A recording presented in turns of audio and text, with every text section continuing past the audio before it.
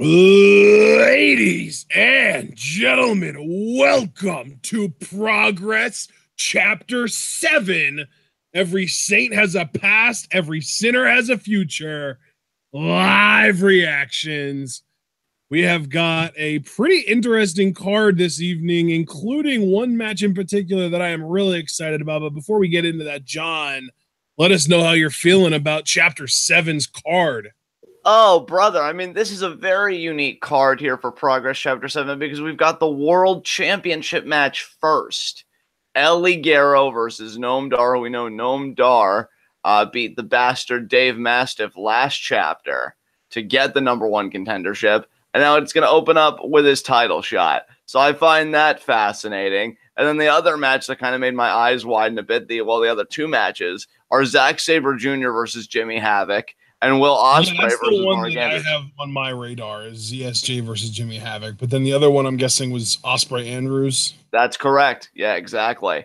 Yeah. And then the thing is, like, I find it kind of ballsy of Progress. And not only do you have your World Championship match as the opener, but you have this tag team match, Rampage Brown, who I hope I can get his name right throughout the entire matchup this week. Mr. Wrestling Paul Robinson, weird to see him in the main event when he only just recently got his first win. And Party Marty Scurll versus Mark Haskins, who, I've definitely become a fan of. The show stealer Nathan Cruz, who, former Progress champion, looking to get back into the title hunt, and a mystery partner. So I'm really curious who the question mark is going to end up being. But with that said, man, I am ready to dive right into this. Isn't this Mark Haskins' first showing on Progress? Unless I'm thinking of somebody else, I feel like Mark Haskins is at 2 other showings on Progress. You might be thinking of Mark Andrews.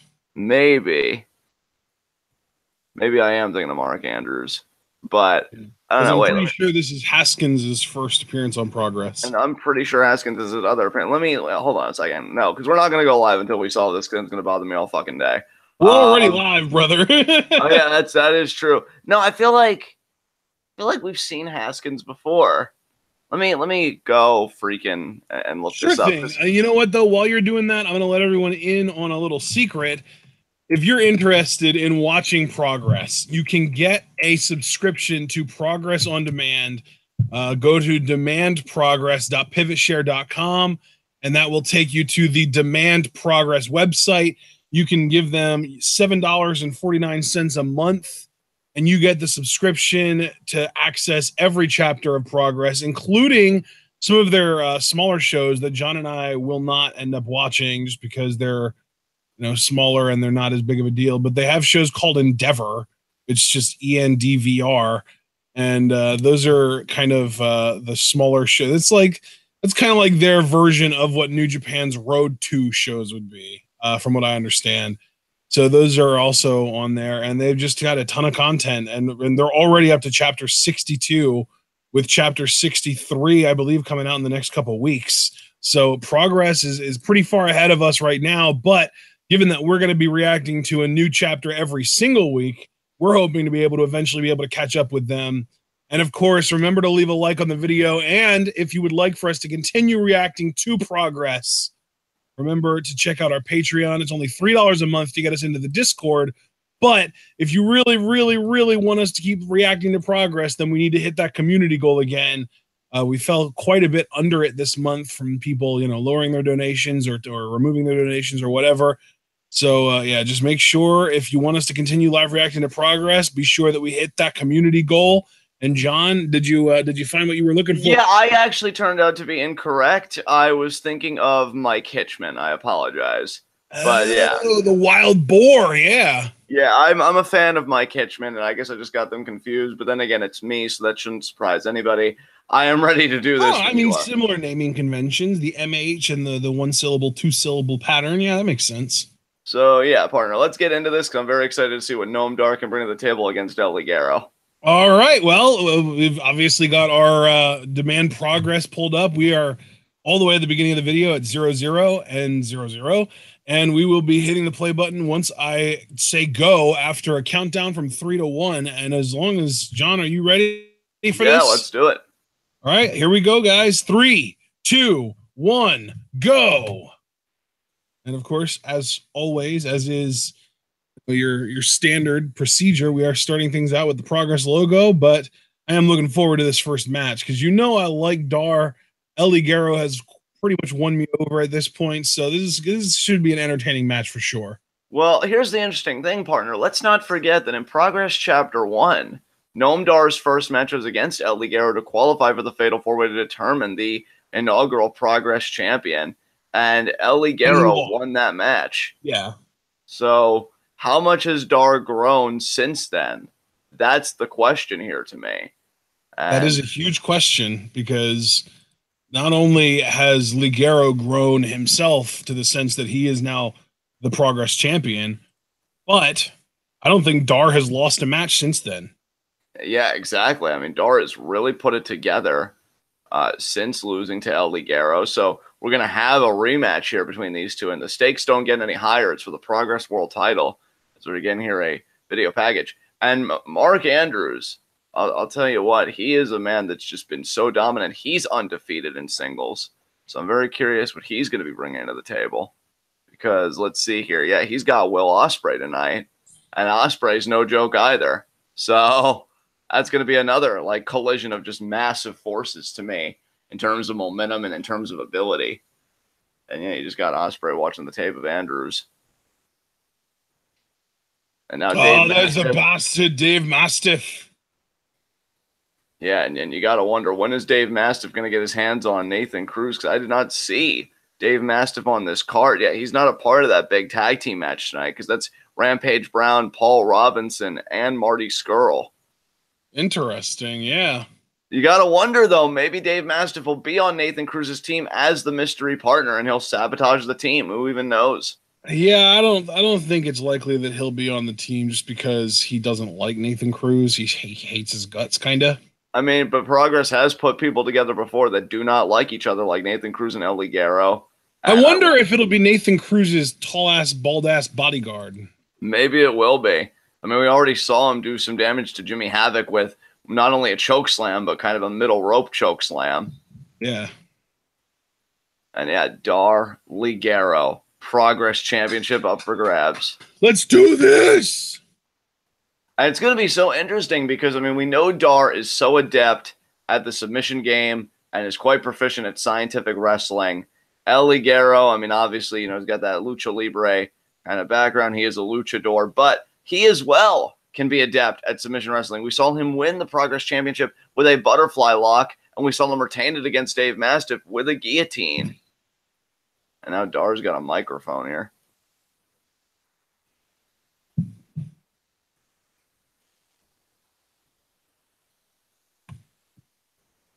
What's he saying? First off, I'm going to speak in a Scottish accent.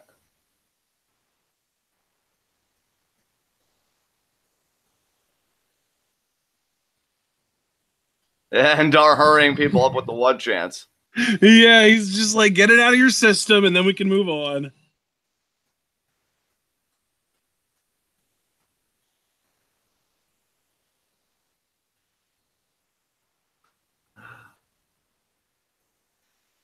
I can't fully grasp the promo, but this crowd definitely seems hostile to Dar. Well, yeah, because I guess they're just kind of making fun of his Scottish accent.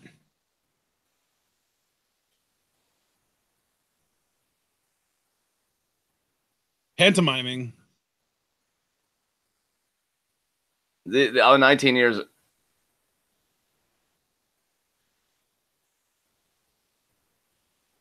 You are a wee guy. You're little. You're a little guy.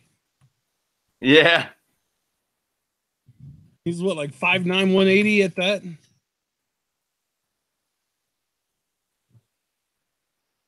I guess Dar's just talking about how long he's waited for a moment like this to wrestle for the Progress Championship.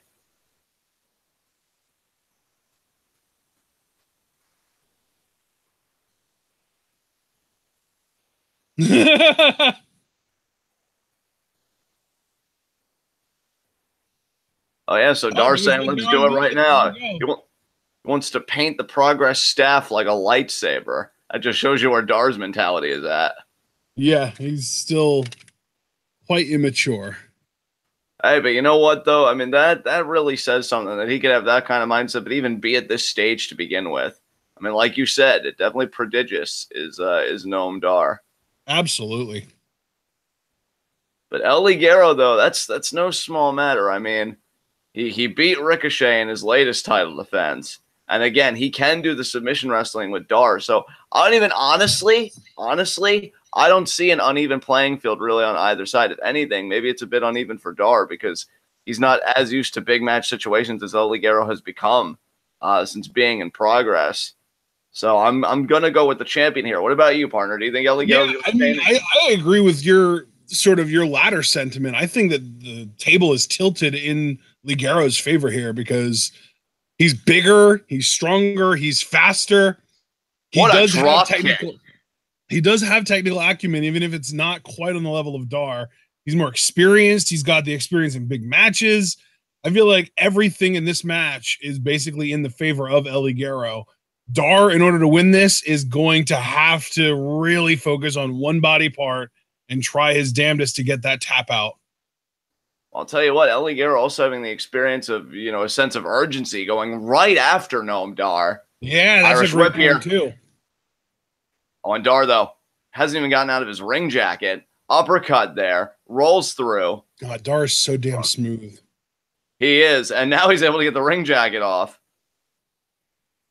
I guess El Ligero and Noam Dar had similar sentiments. They want to hurry this match up. However, we're going to give them. Dar did say that being 19 years old, he was very impatient. Exactly. Oh, thinking arm drag. No, El Ligero, nice counter there. What a pinning combination. And Dar kicks out. Do you know what the name of that pinning combination was? No, I do not. Well, damn. Ligero caught the leg. Moonsault there. Great form on the moonsault. And Dar kicks out. I mean, I can appreciate impatience. I can appreciate wanting your moment to come now. I definitely have impatient tendencies, whenever I'm waiting on something big. So I can't necessarily fault Dar. But, I got to wonder if maybe he would have preferred a main event slot, really just kind of go over his game plan, mentally prep. He's mocking Dar. Oh, goes into the only a one count. Yeah, that's what happens when you mock your challenger. I mean, yeah, I don't really know if Ligero being arrogant here. We've seen him develop more of a personality since becoming Progress champion. It's been very interesting. Nice kick there. As Dar now kind of covering the face. Not even really a 2 count, honestly. I mean, that drop kick just immediately to start the match by Ligero. I don't think Dar's ever really come back from that. And like you said, Ashton, I think Dar's just going to need to do like a chop block or some kind of maneuver to a body part and then exploits the crap out of it. Ligero off the ropes. Oh, nice by Dar there, pulling the rope down, and Ligero goes through it. Dar now. Oh, met with the shoulder thrust there, right in the midsection. Dar now off the ropes. Oh, look at that. Look at that. Oh. Great counter by Dar. There's a kick from Ligero. That's the thing. I mean, we know Dar's style. Like, he loves to, play with his opposition or, again, really tear a body part apart. But El Ligero's different, man. I mean, I don't know if Dar's going to have such an easy time doing that, given that Ligero's really feeling himself, but he missed that drop kick, and that could be a huge opening for, Dar. Stomping right on his face. And now that knee. I mean, he just got some height on that stomp, though, too. It's like that foot came crashing down on the head. Yeah. Now Dar's going to go outside. And partner. Head meets canvas. And canvas is going to win every time in that exchange.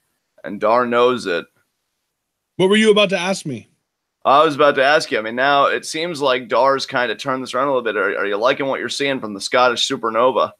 Oh, I love Dar. He's so smooth in the ring. I'm just wondering if, you mentioned a sense of urgency earlier. I'm wondering if Dar has that sense of urgency, knowing that this is a championship match. I got to say as an aside, since you mentioned that you loved Dar, I mean, seeing him in Progress has definitely made me more of a fan of his. And when he comes back from his injury, knowing that I've been hearing that Triple H has more control over 205 Live and they're going to let them wrestle more and do what they did in the CWC, it makes me excited for a returned and reinvigorated Dar after an injury. Yeah. Now, body shot there by Ligero. What an elbow. I love his WWE theme song, too. It's so good. Yeah. Now look at that, almost like a modified crossface in the ropes there. Hands clasped around the face. He's going to take him to the corner. I mean, that's the thing. I mean, I've said it a million times, and it bears repeating. Dar has that scientific background. You know, he comes from that and there's British the drop kick to the knee. Drop kick to the knee. And now you know he's going to be softening up later in the match for the double stomp to the knee. And then ultimately for the champagne super knee bar. You know, I've got to wonder, even if Dar doesn't necessarily win this match, how much damage is going to be done to that knee of Ligero, and will it last until our next chapter? I mean, that's just it. I mean, partner, you and I have talked about in the past, you know, a guy's bump card, a guy's stamina, you know, stuff like that. And it all accrues. You know, and you know who really benefits from it? Nathan Cruz, because he hasn't gotten his rematch yet. And so he's probably thinking, you know, I don't know if they do like contractually obligated rematches in progress, but if they do, that's a great point. Yeah, I mean, because if you're Nathan Cruz, even if you have to earn your title shot again, he hasn't lost a match since dropping the championship. And he's got to be thinking, you know what? I know I can become #1 contender again. Let's just have Ligero run the gauntlet. And then when I feel like he's exhausted himself enough, I'm going to come in there. I'm going to pick the bones. Great shoulder thrust there by Dar. And now Dar going to Irish whip Ligero right into the opposite corner. Damn. Oh, caught the boot. Oh, Ligero checks it and then kicks Dar off. Dar going to charge again, though. Ligero rolls through. What a... Oh, I think that was like a lariat there. Another lariat there. Got the arm. Nice face breaker. Yeah, almost like an inverted GTR. And oh, what a kick to the head. Was that just like a flash kick? Yeah, flash kick there by Ligero. And Dar kicking out. Again, we know Ligero, he has the butterfly lock. He has the guillotine. But really the move that I think he likes to employ more than any others is that springboard DDT. And he might be thinking it here. Oh, Dar caught him. Dar, though. Dar knew how to use that leverage against Ligero. When you leave your feet, you're very vulnerable. I mean, Dar is there he kicked him right on the inside of the thigh. And look at where the foot is. Look at where the leg is. I've seen him do this before. There's the double stop. I called it earlier. I said that Dar was really going to be looking to get it. And now, oh, Dar is feeling himself. On the middle rope. Oh, and he did another. That was a drop kick, though, to the knee. And that was great height on that drop kick. And the precision to get it right on the knee. I mean, my God, Dar is a genius. And now he's got the leg. Oh, but just a straight shot to the face there by Ligero. You don't need genius for that, but it sure as hell is effective. Roll up. Only a 2 count. Oh, but into the knee bar immediately. That transition was absolutely spectacular. I love it. I love when a guy knows, hey, if I don't get a pin that doesn't necessarily equate to me having to relent control of the hold, I can just turn it into something else. That's exactly what Dar did, but Ligero there. But see, Dar knows he's got till 5 and he's going to milk the hold. And you know what? Maybe it's the Johnny Scumbag in me, but I don't blame him for that. I think when you're going for stakes as high as the Progress Championship, yeah, milk that 4 count. Why the hell not? I mean, that's why it's there in the first place, in my estimation. And now, Ligero here struggling. But as I was saying earlier, I mean, you know, it all started when Dar countered that springboard DDT, and Dar is an exceptional counter wrestler. I mean, this is his world, you know, and oh, he's going to try and go back to it. But Ligero, what a counter by Ligero. Only a 2 count, though. Ligero off the ropes.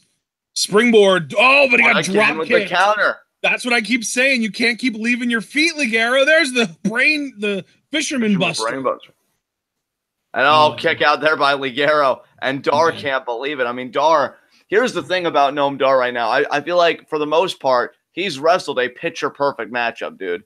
Like, you know, because he couldn't help that Ligero tried to get the jump on him early with the dropkick. You know, he wasn't anticipating that. But I feel like ever since Dar really found his footing in this match and he's been able to exert control, he's really put together a phenomenal wrestling match and a picture-perfect strategy. And now he might be going to the well one too many times here because he may be thinking another double stop. I don't know if I agree with this. I don't know either. And Dar signaling victory. He's kind of been trying to teach Ligero the lesson of not leaving your feet all match, and now he's doing it. And yeah, he paid for it. Now whipped off the ropes. But again, Ligero missed the drop kick. Ligero leaving his feet. And there Ligero just trips Dar up with the kind of a full body trip. Oh, he's thinking tombstone. Oh, he got the lung blower. Okay. Yeah, he's got that. The belly to belly lung blower. Yeah, that's what we called it last time, and I was going to bring it up, so I'm glad you did. Yeah, belly-to-belly lung blower there by El Ligero. God, we're so good at this. And Dar there with the kick out. Or I should say you're so good at this because you're the one that coined the term, so kudos to you. As Ligero now firing up. And yeah, I mean, Dar really just got caught there. But see, I don't agree with this either. I mean, that wheel has been worked over virtually all match. Now you're going to try to ascend to the top rope with it. That does just, and see, there you go. Forearm right to the face. I've got no qualms with Ligero, but you got to think, son. I mean, this is not going to be an easy challenger. You're dealing with the prodigy here. And now Ligero there with the body shots. Now Ligero is going to try and continue to make the ascent to the top rope. Oh, but another drop kick by Dar. Wow. I mean, partner, I got to ask you. Great job in this match of not letting Ligero pick up momentum. Well, I think you just answered the question I was about to ask. I was about to ask your opinion about the match that Dar's been wrestling. Since you know I already called it picture perfect. Tope Suicida, John. I'll tell you, Noam Dar. You know what I love about this? I feel like there's a different energy to Noam Dar tonight. And I think that's because, again, he recognizes these are the highest stakes he's ever fought for in his young career. This is the progress. I was actually going to say the same thing. It seems like he is stepping up in the spotlight. Absolutely, dude. And that's how you know the lifers of this business, the big players of this business, from the pretenders. People that can really step up and take it to that next level when it really matters. And Dar is doing that here. And Ligero now is paying for it too. I remember that was always a big problem with Damian Sandow when he was in WWE, is that all of his matches, whether it was a 2-minute squash to just kind of establish him, or if it was a main event against John Cena, he really didn't do anything different. His matches all felt the same. He had like 3 or 4 signature moves that he would just repeat over and over again in longer matches, and they just kind of stopped working, and it kind of exposed him as not actually that good. So, cradle, roll up. So yeah, that's a problem I have with Sandow, but we're seeing the exact opposite here from Dar, where this is a bigger match, and there he just ate it in Zagiri. But regardless, this is a bigger match, and he's stepping his game up to meet that level of exposure, to meet that level of pressure. But now Ligero has the advantage, and he's going to try and leave his feet again. I think Dar is going to move or get his feet up or his knees or something like that, because Ligero, every time, and there you see it, every time Ligero tries to do something high risk, it does not pay off in this match. Are you, let me ask you something, Ashton, because I'm curious about your take on this. Are you at all surprised that Ligero didn't try and match Dar in the ground game again, knowing that he has the butterfly lock and the guillotine? Are you surprised that he hasn't gone to that well at all? No, not really, because to me, if you're Ligero, you're bigger, you're stronger, you're more athletic, you have all these advantages. So why would you sort of play to your opponent's strengths when you could just do your thing and just do your thing better than your opponent can do their thing? I mean, that is certainly a great point. As you see there again, Ligero kicked out, and Dar, I'll tell you what, Dar just seemed like so frustrated. I wonder if Dar had gotten more body-on-body contact with that cover. Because, I mean, I'm not even saying it was a lazy cover. Clearly, these two are exhausted. But he couldn't get all the cover. He couldn't fully commit. And I got to wonder if that made the difference. But now look at him hooking the leg. But where's Dar? Sure. He's not going for the knee bar, though. I think he might be getting ready to slam the knee down on the ring apron. Yeah, Dar is just really... Or on the rope. Yeah. This is crazy right now. Oh, Jesus. He's going to do the double stomp. But if he misses here, though, he's going to eat floor. Oh, look at Ligero. Ligero on one foot. Enziguri there. Kick right to the head there. And now, Ligero making the ascent. I don't know if he has the leg strength to commit to a superplex. But Dar's equilibrium might be stunned enough. And it was. Got it. Middle rope superplex, so not as effective as it could have been, but still effective. Yeah, absolutely. And I'll tell you what, we've seen Ligero again. At this point, he's beaten Nathan Cruz. He's retained against Dave Mastiff. Cover. Dar kicks out, and he's retained against Ricochet. Yeah, emphatically, I would say. Yeah, but I have to say, I don't know if there's been any challenger tougher thus far in Ligero's reign than Noam Dar. So Dar definitely has earned my respect tonight. Who has Ligero faced so far as champion, other than again? Yeah, he's beaten Nathan Cruz, he's beaten Dave Mastiff, and most recently he beat Ricochet. So That's right. I forgot about Ricochet. I knew he beat Bastard Dave Mastiff, and he didn't get a rematch with Cruz like you mentioned, but he did beat him for the title. Right. So those are the three, or those are the two really, are just Dave Mastiff and Ricochet that he's had successful title defenses against. Exactly. Oh, man. Dar throwing these, really laying in the forearms, but now Ligero returns with a forearm, a headbutt, and another forearm. Spin kick in the midsection, and now kicks Dar's face, basically, knocks him up. Oh, but Dar with a pump kick. Now Dar pointing at Ligero. Another, oh no. For another pump kick, but Ligero caught it, throws his foot down.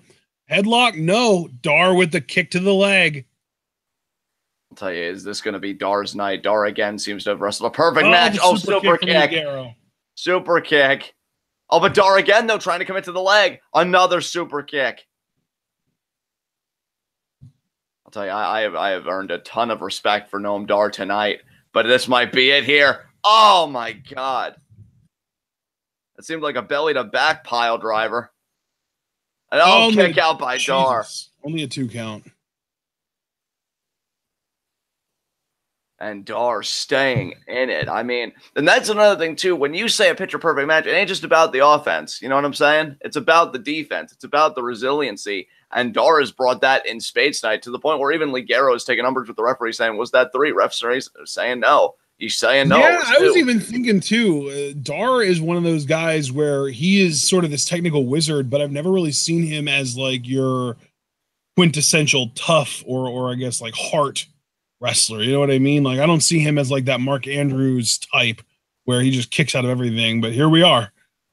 Yeah, and Sherman super knee bar. Knee bar.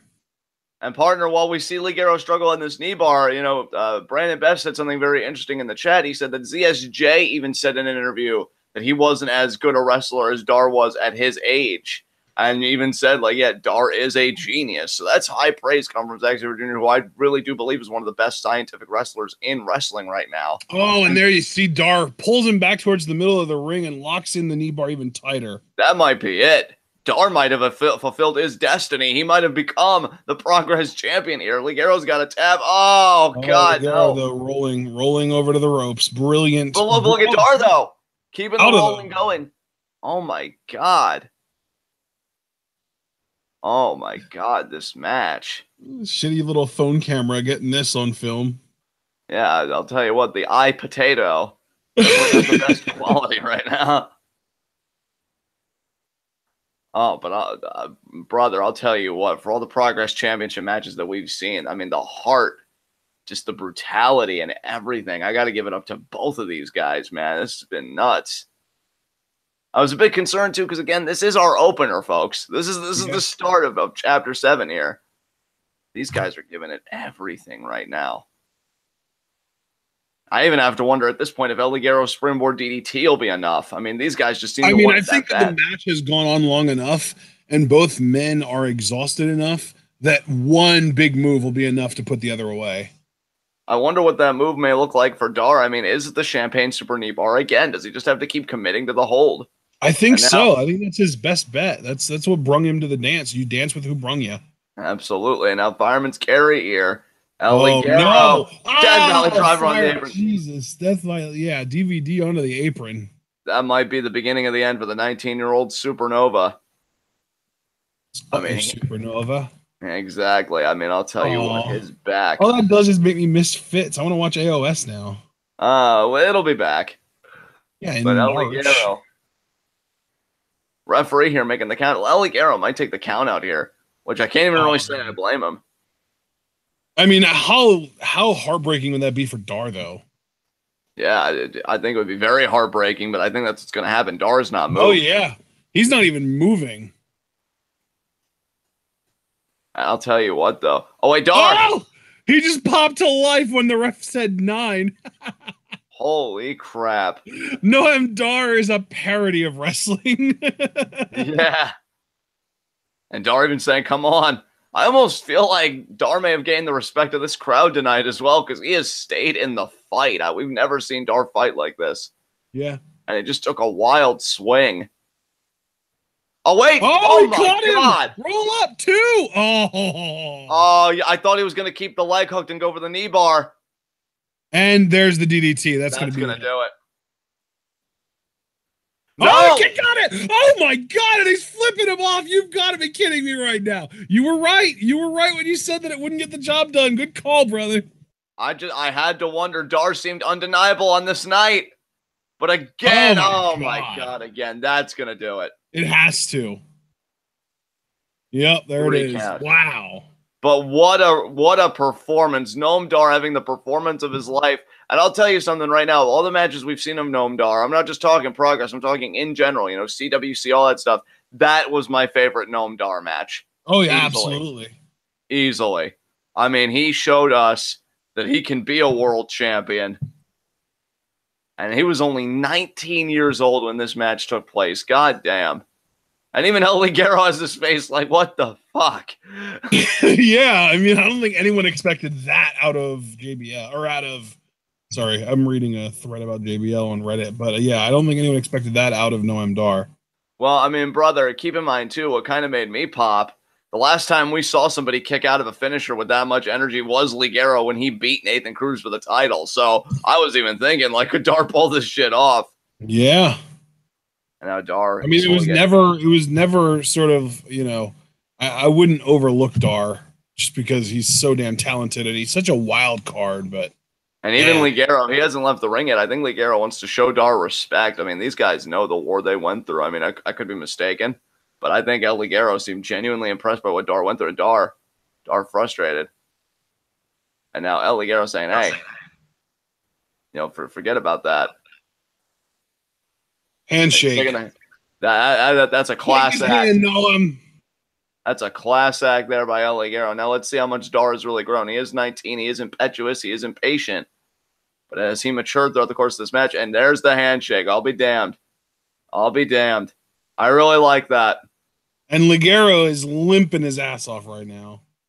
And Dar's going to go to the back. This is not the last time we've seen Dar compete for the Progress World title. I guarantee you that, folks. Oh, absolutely. There is no way in my mind when you have a performance like that. And again, I stand by the fact that even though he didn't walk away with the staff, Dar, I think even saying like one more time, I want to go at it again. And Dar definitely wants another chance. I think this crowd wants to see Dar get another chance. And I stand by the fact that I feel like Dar wrestled a picture-perfect match. It's just sometimes that isn't even enough when you deal with a champion the caliber of El Ligero. I think we learned a lot about Noam Dar here tonight. And we definitely learned a lot about our champion. He rolls on. He's now 6-2 in Progress. So good. That Death Valley driver, man. That Death Valley driver on the apron was the beginning of the end for Dar. It was the big match maneuver, you know, and that's the thing. Ligero got it. Dar, I mean, even then, like maybe the one mistake he made when he got that victory roll, I was really thinking that he would, you know, hook the leg and, you know, get back to the champagne keeper knee bar, but he didn't. I just don't know if he didn't have the presence of mind to or what. But either way. See, now this match I'm excited about because we've got a few guys in this match that I've already really enjoyed. I mean, first of all, Dazzling Darrell Allen is Progress mainstay at this point. Pretty sure he's been on every single episode, every chapter. Then we've got Xander Cooper, who we haven't seen since, I want to say, chapter 2, but we really enjoyed what we did see from him. Joey Lakeside is a newer guy, and from what I understand, he trained, like he's one of the first ever Progress trainees. And then the fourth guy is the guy that we absolutely loved in that tag match, I want to say last week, the Pride of Wales, Eddie Dennis. Yeah, Eddie Dennis, just this towering human being. And yeah, Xander Cooper, who calls himself the man for all seasons. I like that. Xander Cooper, I definitely like him. It's great to see him back in Progress. Yeah, you know, I really liked what Xander Cooper had to offer. Progress's answer to Dalton Castle. Absolutely. Joey Lakeside is a question mark to me because I don't remember him at all. But yeah, Eddie Dennis, again, you just can identify him because he's the biggest man in the match. I think he's going to be the biggest man in every match that he's in. And yeah, Joey Lakeside debut. I'll tell you, he looks like he just got straight out of geometry class or something. He is really young, yeah. He's got that baby face look to him, man. And I'm not talking about alignment. Find any information on though. I'll say that Joey Lakeside is really difficult to find information on. He doesn't have a pro fight DB. He doesn't have a cage match. He doesn't have anything. It seems like he's He's just kind of a mystery wrapped in an enigma.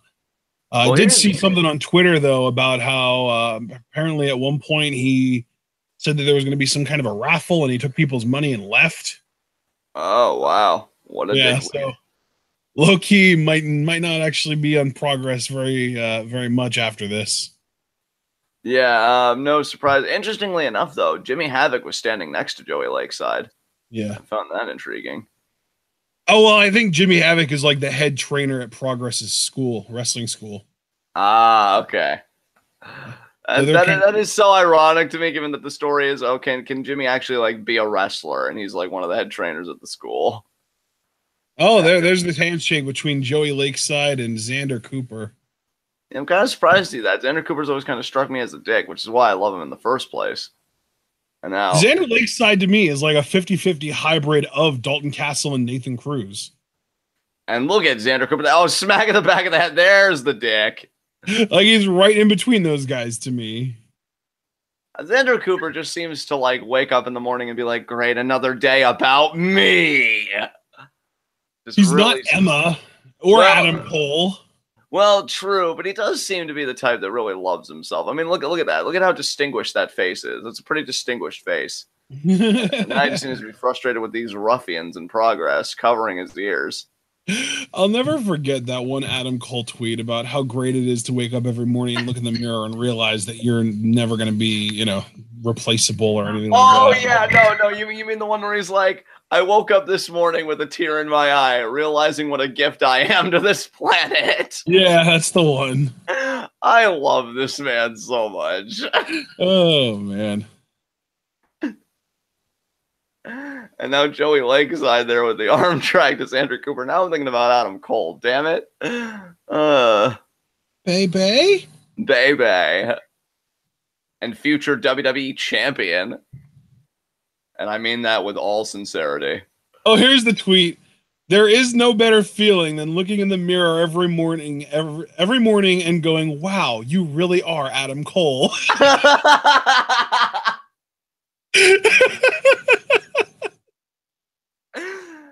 We will never not love him, I don't think. Well, that's not even that old of a tweet. That's from 2015. And then, of course, he finished it with the hashtag Adam Cole, baby. That's just great. There's no better feeling than looking in the mirror every morning and going, wow, you really are Adam Cole. That's just too good. I mean, I'll admit that my life will always know a perpetual emptiness because I've never known that feeling and I never will. And now, Dazzling Darrell Allen, they're covering Xander Cooper. Kick out there. I'm sure one day science will get us there, bro. I'm sure one day science will come out and be like, no, you can be Adam Cole too. And we just gotta hope. Man. Dazzling Darrell Allen. I'll tell you what, Darrell Allen, incredible athlete. I think he's the guy that if he could put all the pieces together, and he really is making his own Progress experience. Hell, him and RJ Singh got back together recently, on the last chapter, and they beat the team of Mark Andrews and Eddie Dennis. I forget what their tag team name was, but I just know that was who was on the team. And Xander Cooper, man, you might want to tag out or something because he's been in this match since the opening bell. Oh, no, it's Xander Cooper. Slingshot over the ropes. Good God. Very nice. Let's go, Darrell. Dazzling Darrell. Dazzling Darrell, baby. And now Xander Cooper, but he rolls him up. God. Wow, Darrell. Wow, the bridge. Wow, my God, Darrell. That was like a proper O'Connor roll, right? Absolutely. And now Eddie Dennis coming in. Get out of here, Darrell. Again, we know him and Darrell Allen. Do the job. Oh, now Xander Cooper even shoving Darrell Allen. Like, oh, come on. And we know Eddie Dennis. Yeah. Not do the job in the wrestling context that he's going to lose. Do the job in like the professional context that he's going to actually work the match now. Exactly. And now, what's he saying? I have no idea. But Eddie Dennis seems to be brimming with confidence. He is 6'6" and lanky as hell. I didn't realize how lanky he was prior to this episode. Oh, now Xander Cooper ducks. Oh, caught. God, Dennis caught him. Get caught, son. Oh, Xander Cooper. Oh my God, Xander Cooper! Did you see what he just did? Yeah, that counter was probably one of the most impressive counters I've seen in my life. He just kicked off the middle rope and arm dragged his ass. Yeah, Xander Cooper was especially proud of himself. How do you miss that big of a target? I know. Oh. Nice springboard crossbody. Damn, Xander Cooper's good. Can I just mention here that Xander Cooper has yet to, like, leave this match. And, like, he's just really taking it to everybody. Man. First Irish whip there. Oh, is Joey Lakeside about to tag in? No, I guess not. Oh, up and over. Oh, man. Met with a fork. Xander Cooper, man. What is this? And then Darrell Allin actually stole the tag. That's the only reason Cooper has left this match, because Darrell Allin stole the tag. Darrell Allin's so smooth. Did you see it? He went over the top rope on one side of the ring and between the bottom and middle ropes on the other side. Oh, dear God. That smoothness might not matter. Oh, wait, no. Yes, it will. Yeah, it definitely will. It always does. Oh God. The arm drag, though. Oh, my God. Darrell Allin. I just kind of want to see Darrell Allin and Xander Cooper see which one can, like, out-counter the other. Because, like... Oh, get in there, Xander! Attaboy! What a lariat! Xander Cooper's like, I will not have the spotlight taken off of me. I love it, man. Xander Cooper is freaking great. Xander Cooper... Oh, no, he wants to do a dive. But and Darrell Allin's saying, no. He just got into the gearied. Yeah. I know. It's going to be... Darrell Allin. Oh, springboard, crossbody, very nice. But Xander Cooper is not legal. Oh, he's just got a lariat, though. Another lariat. Darrell Allin on a roll here. Send it. No, I thought he was going to send Cooper over the top rope, but he instead opts for an Irish whip, kicks Cooper's arm. He's got a waist lock right now. Cooper goes behind. Standing switch there by Cooper. Darrell Allin with a standing switch. Cooper with a standing switch, clubbing Darrell Allin's back. Oh, Eddie Dennis is in. We're going to get the double German, and there it is. Oh, my God. Allin got I got to tell you, Darrell Allin did a great job as far as just getting over both guys, but Eddie Dennis had really good form on that German to Xander Cooper. Oh, Joey Lakeside thinking he's going to do stuff. They're Saved by the Bell reject here making the tag. He really does. He looks like Kirk Cameron. No. Oh, God. Is he going to do like a one-winged angel or some shit? No, he's going to get rolled up, too. Oh, man, that would have been glorious. Yeah, this chapter's been great. I've gotten a deeper fandom for Noam Dar now because we're going to do progress as part of the Hammerlock. Oh, I thought he was going to go for the Hammerlock DDT. I was getting ready to say tranquilo. Oh, wow. That's it. That's it. He eliminated him. Yeah. I think this is elimination. Oh, yeah, this is elimination. God damn it. Why are you going to eliminate the best dude in the match? Yeah, get him, Xander. Get him. Beat the hell out of him. He doesn't deserve to exist. No bell can save you right now. Yes, Hammerlock. Oh, Hammerlock lung blower. Very nice. Yeah, Xander Cooper is cheesed off, and I don't blame him. And now Eddie Dennis. Fuck you too, Dennis. Man. Xander Cooper does not deserve to be eliminated. Xander Cooper worked his fucking ass off in this match. And the fucking scrub Joey Lakeside is the one that eliminated him. At least if it was Darrell Allin, I could have understood it, but goddamn. I just didn't want him to get eliminated early at all. I wanted him to make it to the final 2 or 3. Yeah, it would have been nice.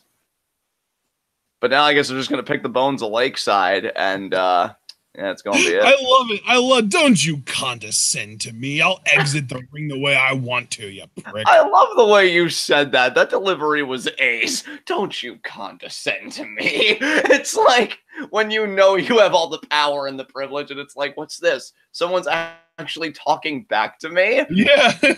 I hate this. But yeah, this progress chapter has been a real treat for me because it's deepened my fandom for Dar. And it's given me a whole new respect for Xander Cooper, as if I couldn't have any more after that initial triple threat in Chapter 1. And now, what are these guys going to do here? I pin Joey Lakeside. Fucking get him out of here. What are they even talking about? Yeah, I don't understand this at all.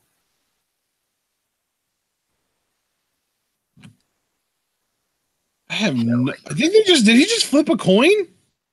Yeah, like, I guess who's going to get to pin Lakeside? But now Lakeside, Gonna roll up Dennis. No. Okay. Kick. Yeah, that's right. Kick him in the face. In the face. In the face. Oh, wait a minute, you're a fisherman. Oh, wow. My God. God's last gift. 3, baby. That's what I'm talking. Dude, Eddie Dennis is so good. Get him into the Performance Center now. Fuck you, Lakeside. And now, how dare you eliminate Xander Cooper?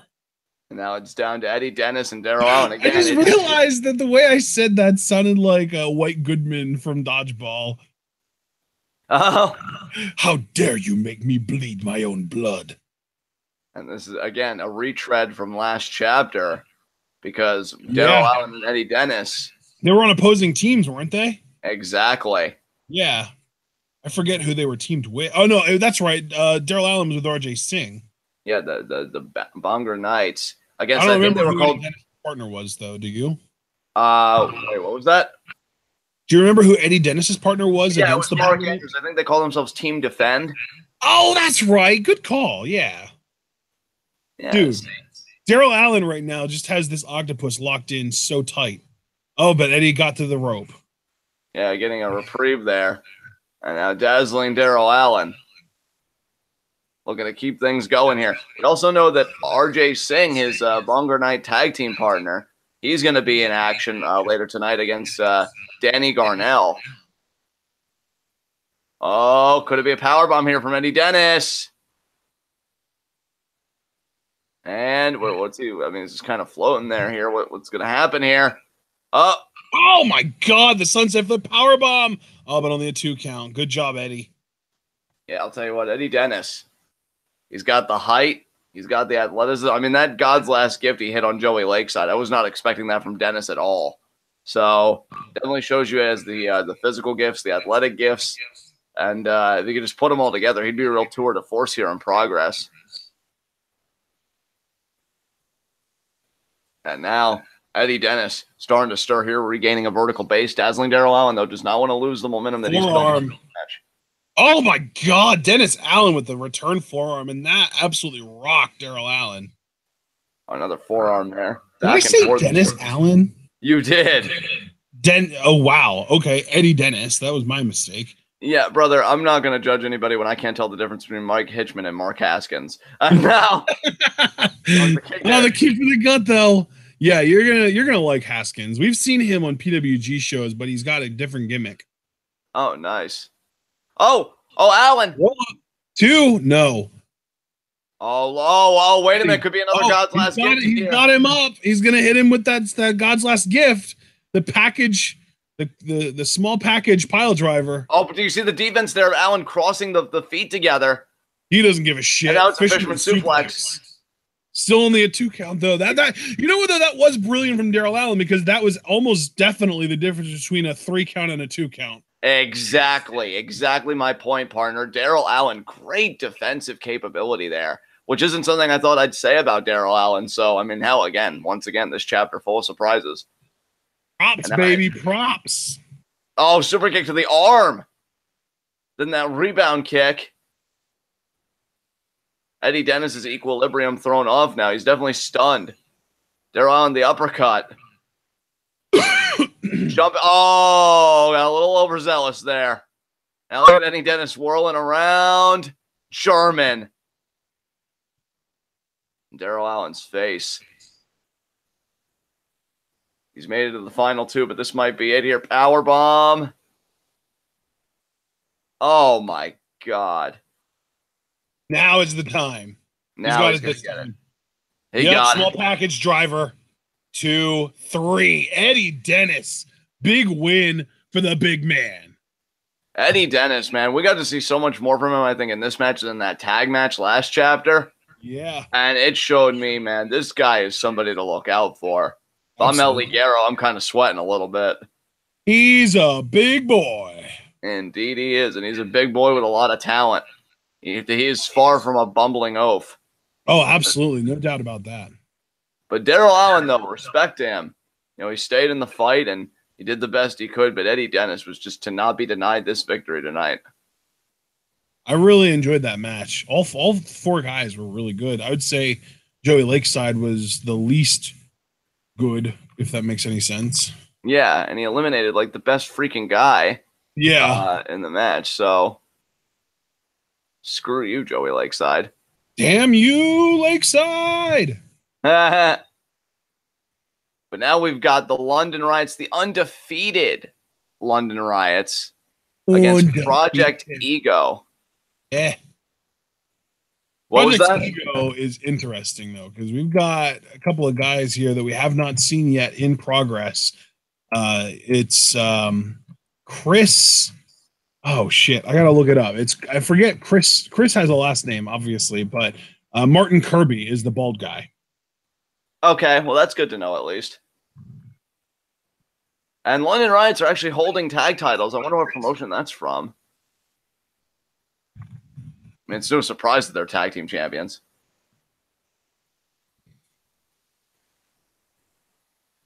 They just mentioned there are no tag team titles here.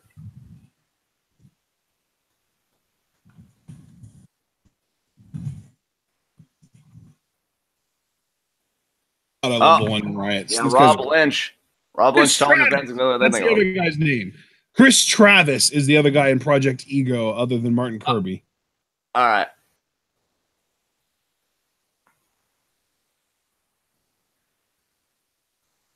Calling the fans selfish. Man, yeah, they are. I mean, who do they think they Rob are? Lynch, you're a very perceptive asshole. What is that from? Jessica Jones. Oh, that's right. My bae.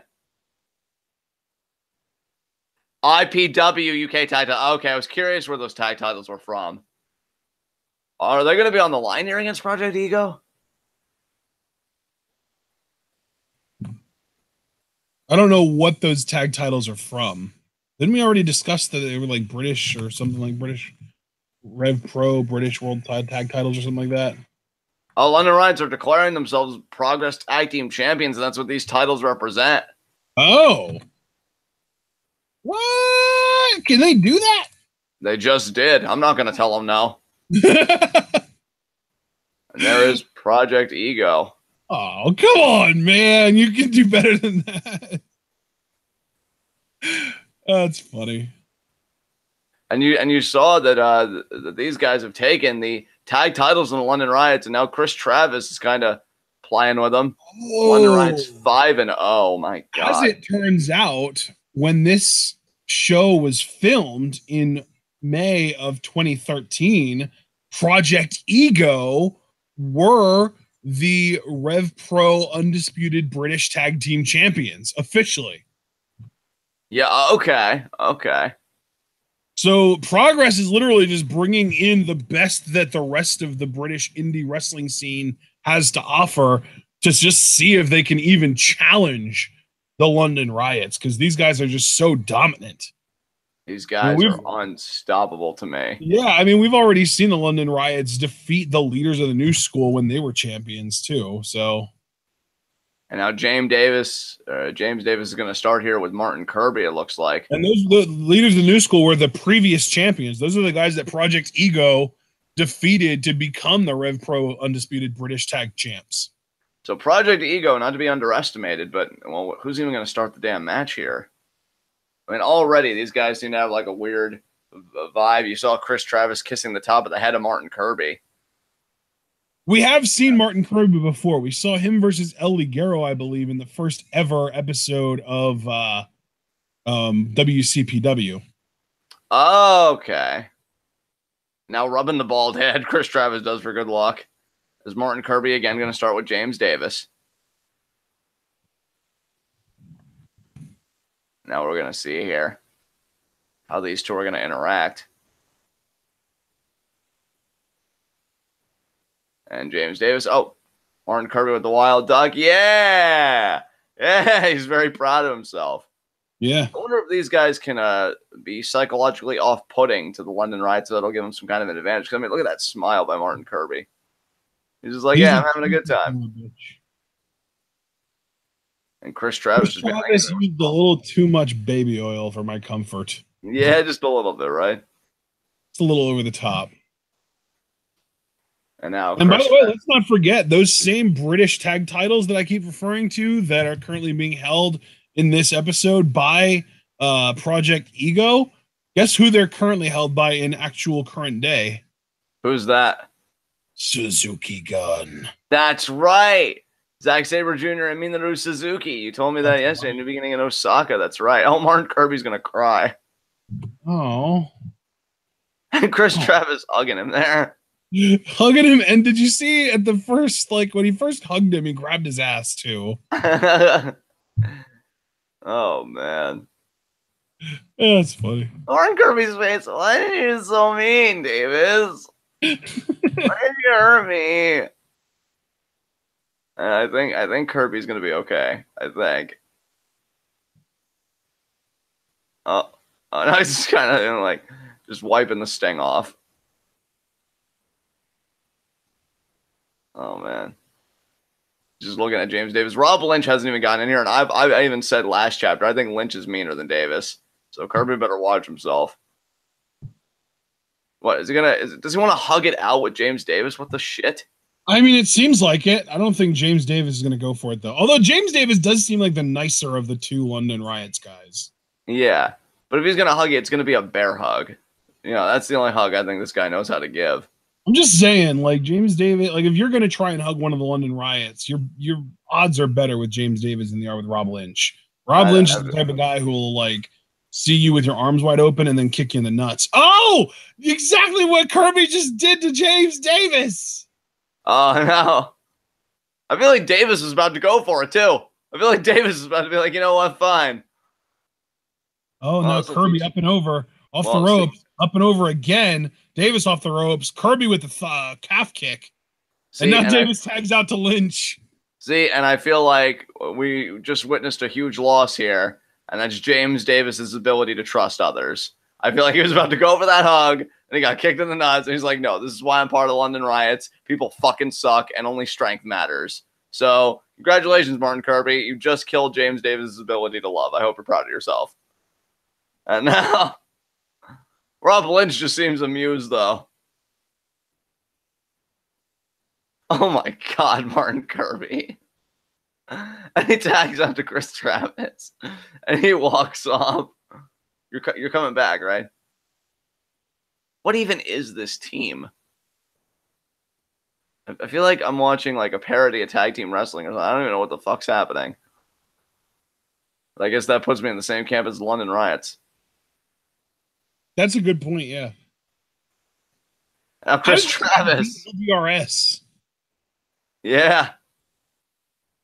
Is that McDonald's? Yeah, it is McDonald's. Wow. He's going to offer Rob Lynch McDonald's. I'm Martin Kirby looking in the bag like, oh, yeah, that's good. There's no McDonald's in there. What's in the bag? So, actually, that makes the London Riots kind of a tragic team because Rob Lynch is being baited with food, and James Davis was baited with affection. That's a little tragic. And now jawbreaker there by Chris Travis. Yeah, Lynch is too freaking strong, man. Oh, now Lynch. Oh, Travis got the boot up. Uppercut. Oh, Lynch into the corner. Chris Travis. Nice knee to the face. Travis going for the bulldog. Lynch throws him off. Travis up and over.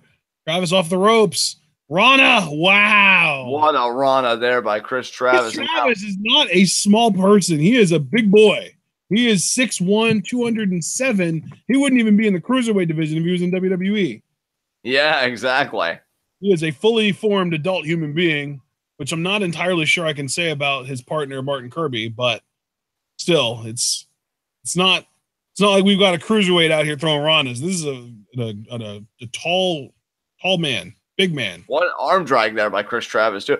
Let me ask you something, partner, because I know we've been kind of having fun, and this has been kind of a bewildering matchup, but I mean, do you think that's an advantage for Project Ego at all to be this kind of psychologically off-putting the London Riots, or do you think that's just going to piss them off and make the beating even worse? Yeah, that's a good point. I didn't even think about that, but you could be right. It could. Oh, the eye rake. Did you see the eye rake? I mean, these guys are. Yeah, I did. These guys are just so unorthodox. I don't even know if James Davis and Rob Lynch even know what to do. Dude, I don't know if Martin Kirby even realizes how strong he had to be able to do that to James Davis. Well, Preston Davis kicks out. Yeah, I mean, these guys, they do hugs, but they also do backbreakers. They offer McDonald's, but also arm drags. Like, these guys are a very colorful, unorthodox tag team. And what a shoulder thrust there by Martin Kirby. Jesus. Yeah. I know. You know, like, James Davis definitely struggling here. Chris Travis tag him in the bald head. Yeah, he did. And Martin Kirby just looking like, how dare you? And now double Irish whip there, but now James, no! Double hip toss. Flip him back. Meeting in the middle. Double drop kick. In the middle with the drop kicks. And now Rob Lynch wanting a tag. He's got to understand, James Davis is in no position to give one right now. Come on, James. Get to the ropes, man. Get to the turnbuckle. Uppercut there by Chris Travis. I can't believe I'm saying this, but I feel like Project Ego actually has wrestled a really fine match here against the London Riots. They've neutralized their biggest advantage, which is their intimidation. Well, yeah, because, I mean, when you kind of make this whole playing field into a joke, and now look at Martin Kirby there, gets the tag, and now there, oh, wow, gets the suplex. What is happening? I have to question if they'd be able to do that same suplex to Rob Lynch. Yeah, I mean, Rob Lynch is definitely the bigger man in the match. And now Martin Kirby going to tag. I'm sure James Davis tried to defend himself, but he only made it worse. There's the sledge right there to the back. There's another sledge there. Oh, counter. Irish whip. Boot up. Oh, Davis caught him, though. Exploder. Nice. Exploder suplex there by Davis. This could be the beginning. Actually, no. He wants to end this thing fast. We haven't seen a sense of urgency from the London Riots ever in Progress. Oh, but now here we go, though, because now Rob Lynch is in the match here. This is going to get really bad for Project Ego, I feel like. I agree, yeah. Snapmare takeover. Right into the rear chin lock. Yeah, the direction this match is headed is not a good one for the Ego, for Project Ego. The Ego's about to get bruised in a major way. Golf clap for you, my friend. Yes, I feel like I definitely earned it. There's Martin Kirby now. Elbows to the midsection. That's a lot of midsection to elbow there if you're Rob Lynch. Oh, my God. And, partner, I got to tell you, the rest of this card after this is looking very promising because we got Zack Sabre Jr. versus Jimmy Havoc after this. I know that's the match you were eyeing. Yep. There's now James Davis here right back in the ring. Just the shots to the midsection there of Martin Kirby. And now the London Riots, though, are in a groove. I feel like any psychological warfare that Project Ego was successfully waging on the London Riots, it's been dispelled. And the London Riots have, kind of reoriented themselves in this match. They're refocused. And now Martin Kirby, oh my God, those cross faces by James Davis. And Chris Travis with the slap, but he gets forearm for his trouble, dear God. Tag there. And now Rob Lynch. Oh, dear God. Shoulder block. Just leaving his feet with the shoulder block as well. That shows athleticism to me on the part of Rob Lynch. Yeah. Only a 1 count there, though. And again, back to those cross faces. And stomp there to the midsection. And Chris Travis needs to get in this match. There's Martin Kirby right now. It just things keep getting worse here for Martin Kirby the longer this match goes. There's a kick right to the face. And now, Rob Lynch stomping on Martin Kirby. Oh my God. Forearm to the face. Tag there to James Davis. And now Davis got Kirby up. Scoop slam there. Man.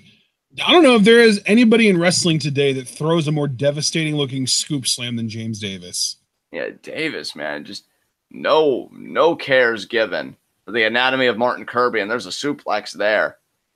And I like how with each pin attempt, I feel like it's so common for the London Riots. They drive the forearm in the face. I like that. You don't see that very often unless you're like a brawling type.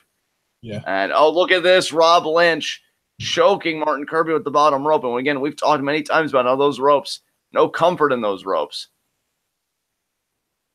And now, Rob Lynch here. Oh, my God. All that body weight just coming down on him.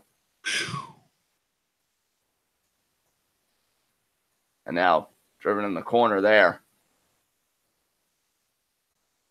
Uppercut. Snapmare takeover. Again. Cross face lock, kind of. Oh, now the fish hooking.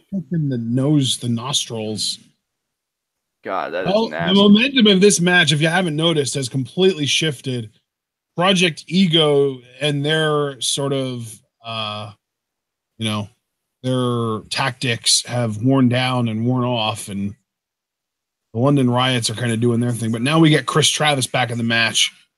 Yeah, Martin Kirby finally got the tag. Chris Travis in the match. He hit a double drop kick, forearm, back elbow, calf kick.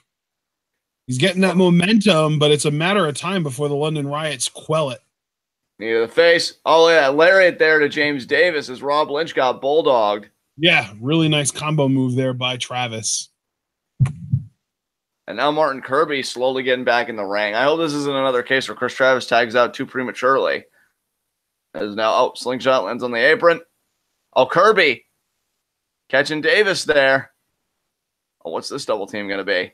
Double star to the back DDT. I like that. Oh, man, dive to the outside to Lynch. And now Martin Kirby. Opposite corner there. Back elbow. Oh, wow. Look at the teamwork here of Project Ego. Some very innovative offense here. And now Rob Lynch. Oh, my God. I've said it a million times. When you're dealing with bigger competitors, you could do all the flash, all the pomp, all the great maneuvers you got. All it takes is one rudimentary maneuver like a lariat from a big guy the size of Rob Lynch to just make it all go to shit. Oh, what a belly to belly. Those hands were clasped tight around Chris Travis. And now Martin Kirby might be about to get some. This has been unbelievable here. And no. Martin Kirby got the boot up. Back elbow there to James Davis. Oh, got caught. Oh, spear. Oh, my God. London Riots again. They're 5-0. Could be 6-0 here. Oh, they caught Chris Travis. This is going to do it. Yeah. No. Oh, look at Travis with the Rana, though. Are you kidding me? Travis with a brilliant counter. Rob Lynch can't believe it. Kirby, and there's the shoulder block from Kirby. Sunset flip. He's got it in position, but now here comes Chris Travis with the lariat over Martin Kirby's knees, and that actually hurt Kirby's knees maybe more than it did Rob Lynch's back. But now James Davis again being isolated here. Project Ego, man. What are they? Oh, Davis moved out of the way. Ducked. Hello there. Davis with the back elbow there, and then splash onto Travis. He's trying to wake Rob Lynch up, but for now he's going to have to go out alone. There's Lynch. Oh, now these two. But Martin Kirby, though, in the opposite corner. I'd keep my eye on him. Going to the top rope. Oh, to be a doomsday device. Doomsday device? No. Travis escaped by himself. I thought Kirby was going to have to help him. No, Travis did that. Oh, wait, what the hell? Oh, what is he? Nothing. Maybe something, though. Oh, my God. What in the world is Martin Kirby doing? Superflex. Wow, the snap on that. And now, wait a minute. Oh, but Chris Travis got thrown off here now. Now it's Rob Lynch and Project Ego here. Body drop. I saw that. Oh, in comes Kirby. Lynch checks it. Lynch has him up. Kirby lands on his feet. Kirby with the waist lock. Oh, Travis went after him. Oh, there's the spinning super kick. Now Kirby with the famouser. Oh, yeah, famouser there. Project Ego, man. Woo! Oh! Woo! That was so close. That was the closest I think we've gotten to seeing a 5-1 London Riots. Yeah. A 1-loss for London Riots is the scariest London Riots because that's when they get pissed off. Oh, wait. Kirby though, still counting out of that potential exploder.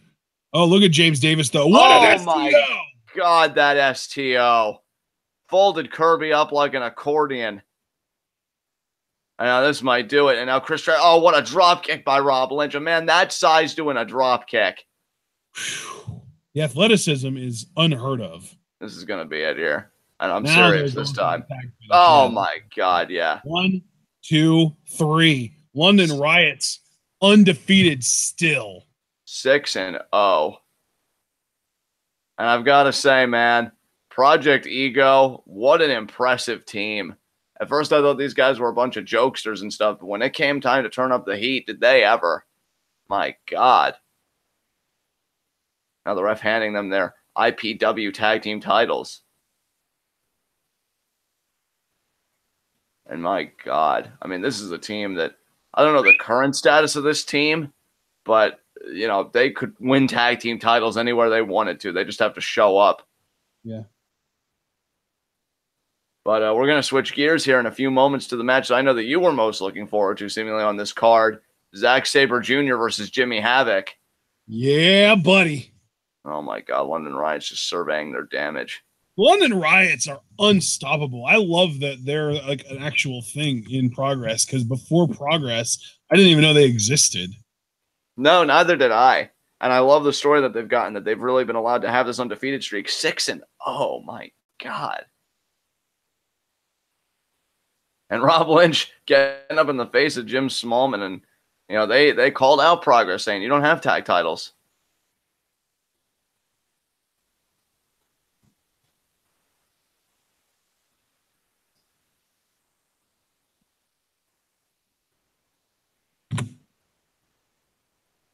Oh, he just told the London Riots to fuck off out of Progress.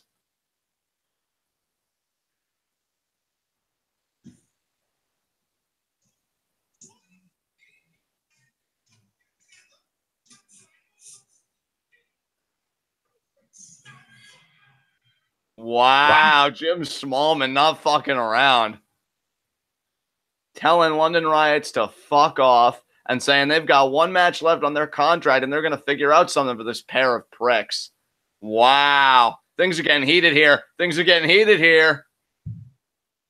I mean, hell, what's our next match, John? I mean, it's Jimmy Havoc and Zack Sabre Jr., but I don't know if this... Well, London Riots taking the lead here. Common? What was that? What would you say those guys have in common? I'm not sure, brother. What would that be? They both love torturing people. How about if they team up to take on the London Riots next week? I mean, that could very well be a possibility. I mean, hell, Zack Sabre Jr.'s already had a crack at the London Riots with Marty Scurll, but that didn't work out. I was going to say, though, in a no disqualification submission match. Oh, dear God. Yeah! That might happen. I mean, Jim Smallman's pissed. I've never seen him that angry, and we've been doing this now for 7 chapters. So he felt very disrespected that the London Riots brought in other belts to Progress. And now Havoc. Oh, here we go. Ah, yes, Havoc and Zack Sabre Jr. This is going to be such a good match. Absolutely. Jimmy fucking Havoc. Now, you know, and we know, and you know what, though? I think Zack Sabre Jr. is a more honorable man. So if I'm Jimmy Havoc, I'm not even really too worried that I'm going to try and be, you know, tempted into indulging in that hardcore style. You know what I mean? I think Zack Sabre Jr. is going to want to play this match with Jimmy Havoc on even ground. So, and now let's see here. Man, who do you like? I mean, this is the match that you've been looking most forward to, partner. So let me ask you straight up, who do you like in this match? Who do I like in this match? I like both these guys. Who do I want to win, or who do I expect to win is Zack Sabre Jr., because as you can see, Jimmy Havoc 0-4.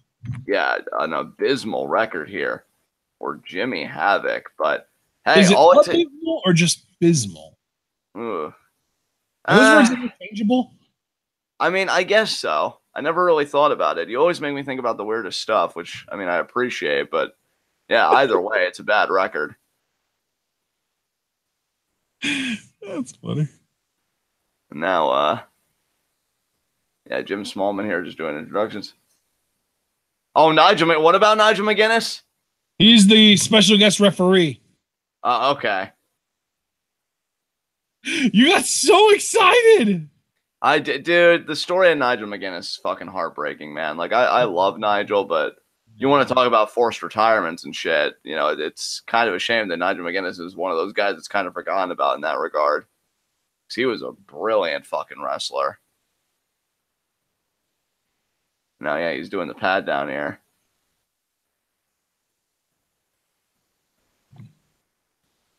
Checking both of these guys. Zack Sabre Jr., another guy a lot like Noam Dar, just all the ability for days.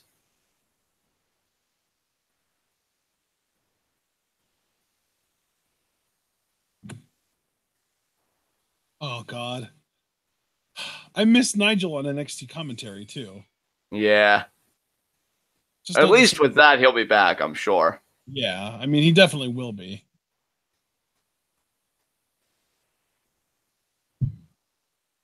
And now let's oh wow, we got the wrist lock here from ZSJ. He's really working that hold over there on Jimmy Havoc. Of course, that's no surprise. Anybody that's seen a Zack Sabre Jr. match knows that he likes to pick the human anatomy apart.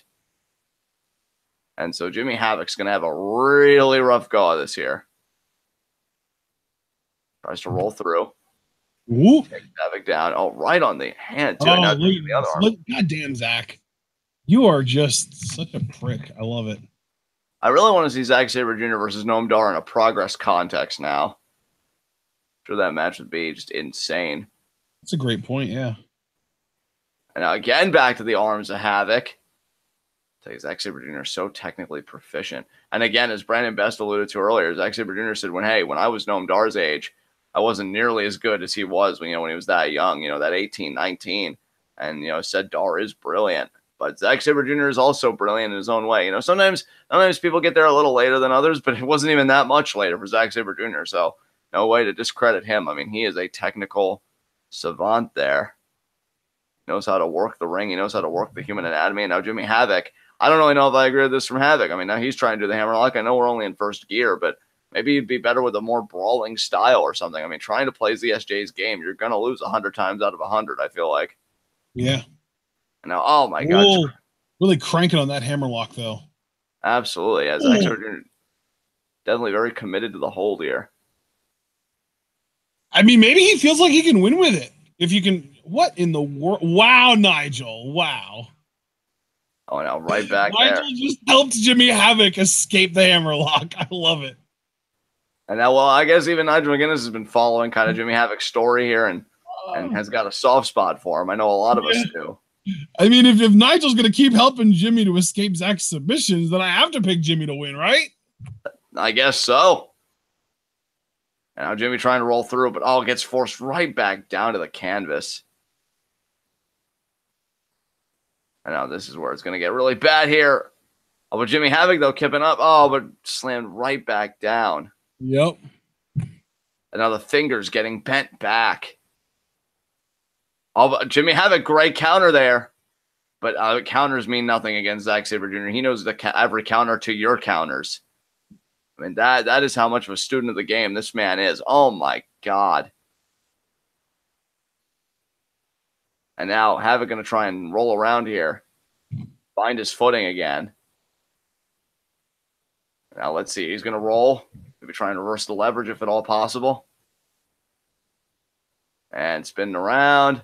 Snapmare. Oh, whoa, look at this. Crucifix pin. Only a 2 count, though. And that was not, just to be clear, that was not a fast count. No, it was not. I think ZSJ thinks it was. ZSJ definitely taking umbrage with McGuinness. I was kind of wondering what kind of an element McGuinness would play in this match. If it would just be a ref for ref's sake. Like, oh, hey, guys, I'm here in progress. Great to meet you all. Or if he had his own agenda. And I'm still kind of trying to sift through the answer here. Yeah. And now, Greco-Roman knuckle lock here. Straight jacket. Zack Sabre Jr. really working that hold there. And now I think, I thought he was going to try and get Jimmy Havoc down to his knees, but not the case. Now Jimmy Havoc is the straight jacket on Zack Sabre Jr.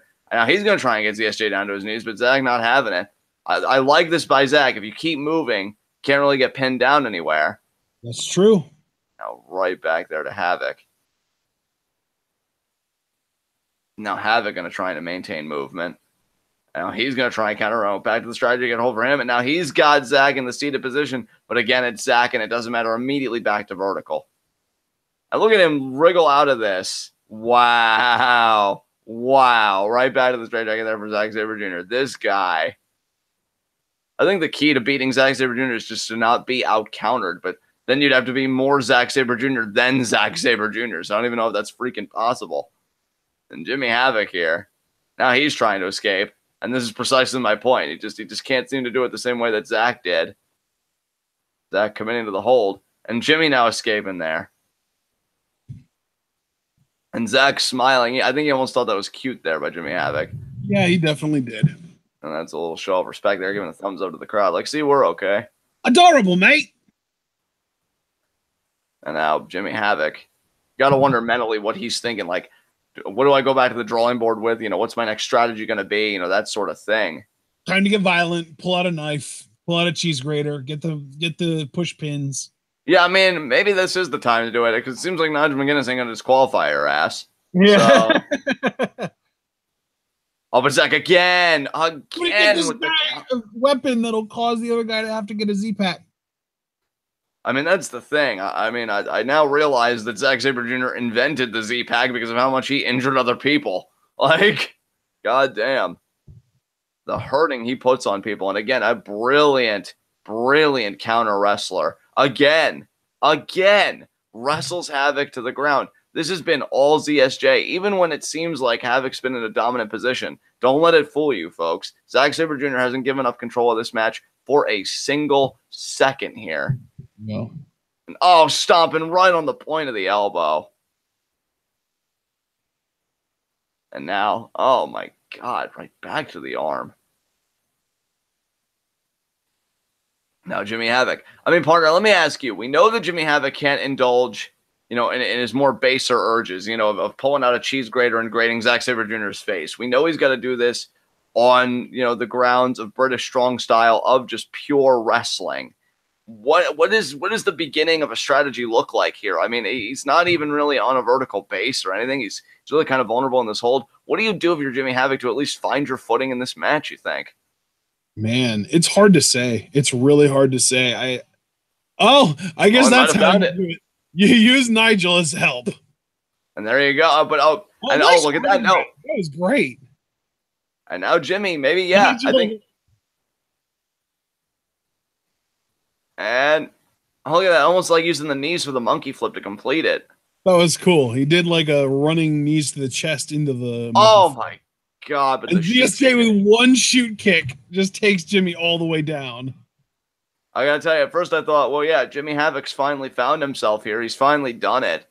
And then Zack Sabre Jr. is just like, nope, shoot kick to the chest. Jesus Christ. And now, oh, God, I think this is just about to get worse. Oh, God. Oh. ZSJ, you are an evil son of a bitch.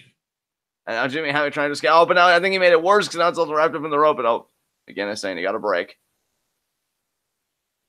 You know, I'm actually kind of surprised that McGuinness is showing favorability to Jimmy Havoc, it seems like, because him and ZSJ, when McGuinness was a competitor, they seem to have come from the similar worlds, you know, because I remember McGuinness is all about that joint manipulation, leg sweep. ZSJ is just way too smooth, man. It's not fair. It really isn't. I mean, Jimmy Havoc, not to take the piss out of Havoc here, because, hell, I'm a fucking scumbag, and even Jimmy Havoc's made me smile and kind of warm my heart once or twice, but he is grossly disadvantaged here. I mean, he's just in a completely different league is Zack Sabre Jr. But nice snap around it, going for the pin. 2. Woo! Jimmy Havoc's got to follow up here. What a kick. Don't let Zack Sabre Jr. breathe here. That was really close. Nice dive that through the ropes there by Jimmy Havoc. Zack Sabre Jr. is actually stunned. This is a huge opportunity for Jimmy Havoc.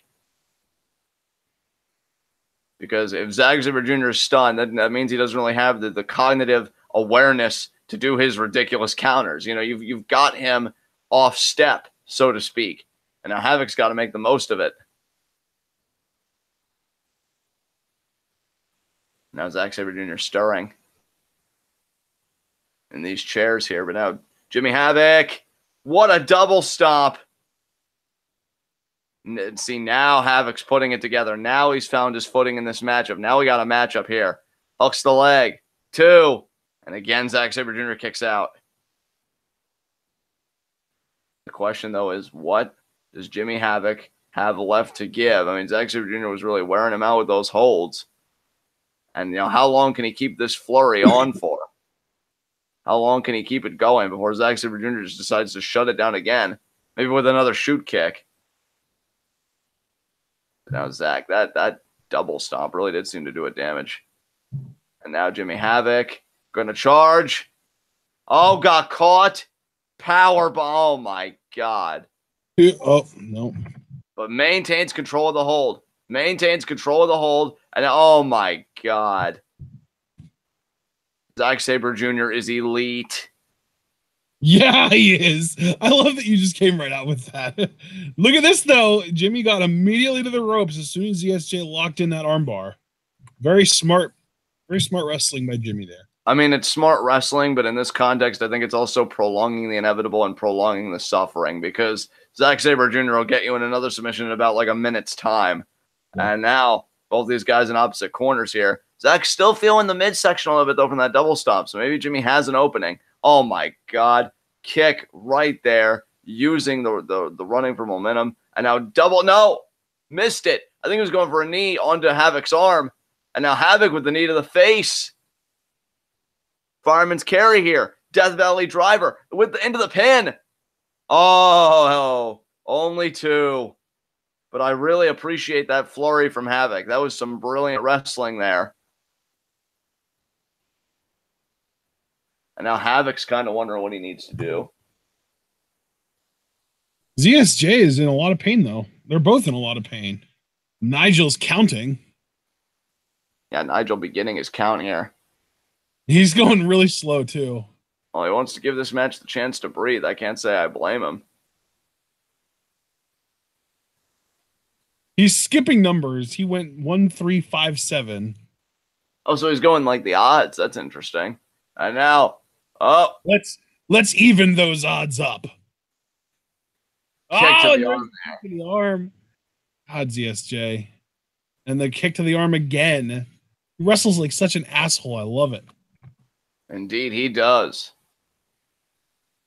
And now Jimmy Havoc here. Jimmy Havoc just getting really beaten down. Another shoot kick there by ZSJ.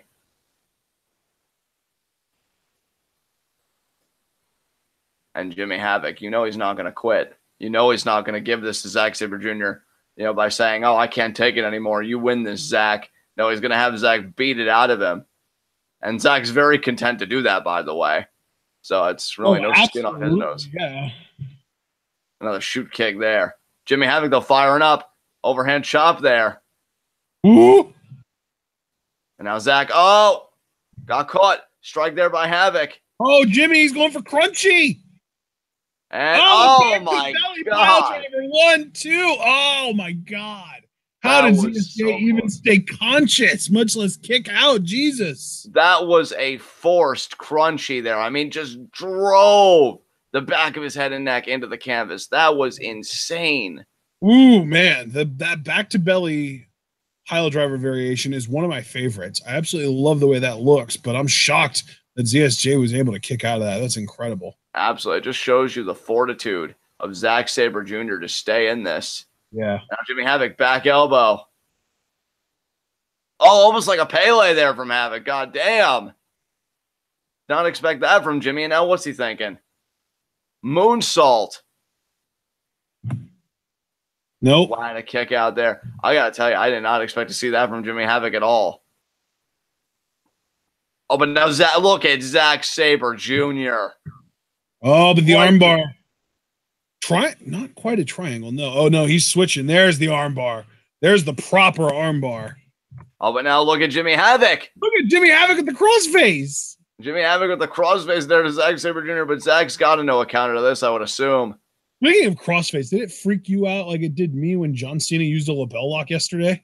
Yeah, it did. I was like, what the shit is going on right now? And now, PSJ. And the funny thing is, Michael Cole called it an STF too. Yeah, Michael Cole doesn't know any better. And now, Jimmy Havoc, man, is really wrenching on that crossface, but Zack Sabre Jr. got to the ropes. And you know what, though? I got to appreciate Nigel being that split down the middle referee. He made sure to get Jimmy Havoc off ZSJ so that he wouldn't hold that lock in any longer than he had to while ZSJ was on the rope. Absolutely. And now Zack Sabre Jr. I think Zack Sabre Jr. may even be a bit stunned by the performance of Jimmy Havoc here tonight.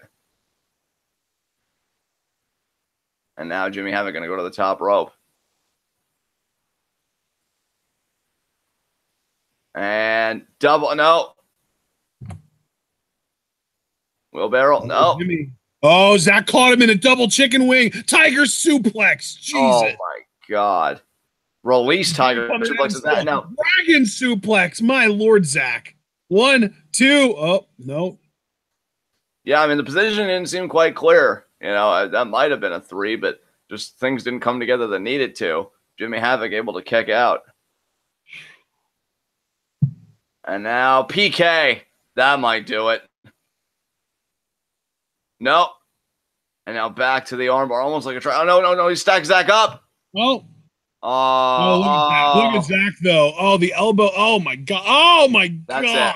That's it. The hammerlock armbar.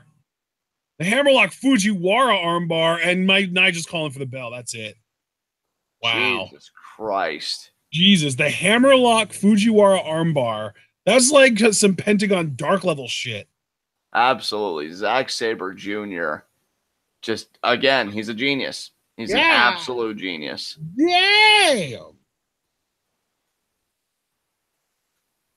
I mean, what do you even say after that? You know, it's just what a performance there by Zack Sabre Jr. Speechless.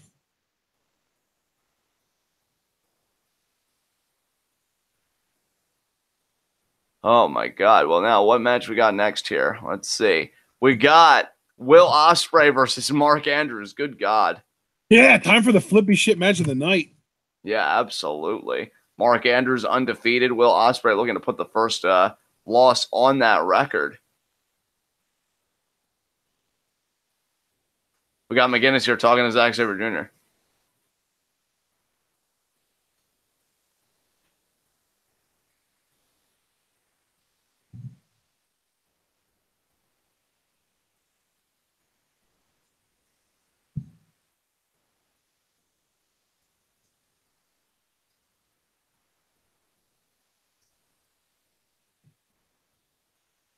Oh, Nigel McGinnis saying he was a little bit nervous, a little bit anxious.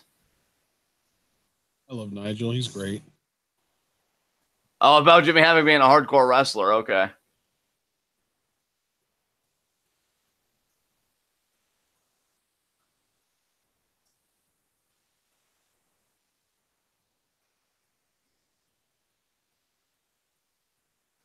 You don't need to do hardcore, he says.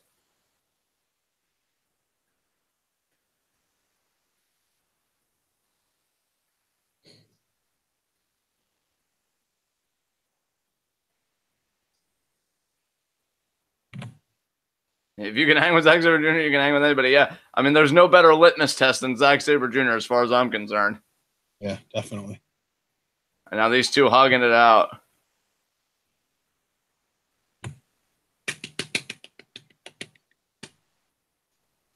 That was a really good match. What in the world?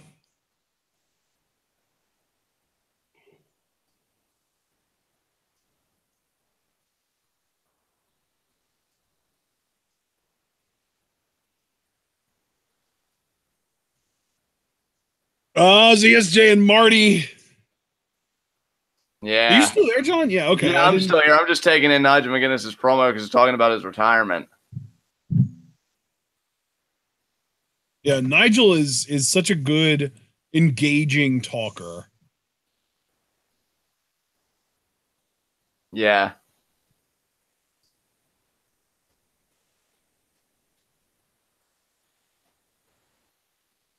Yeah, that respect to Nigel McGinnis, man. I wasn't really like the biggest fan, but that's only really because I discovered Nigel McGinnis late when he was Desmond Wolfe in TNA, and really ashamed that he had to retire. Yeah.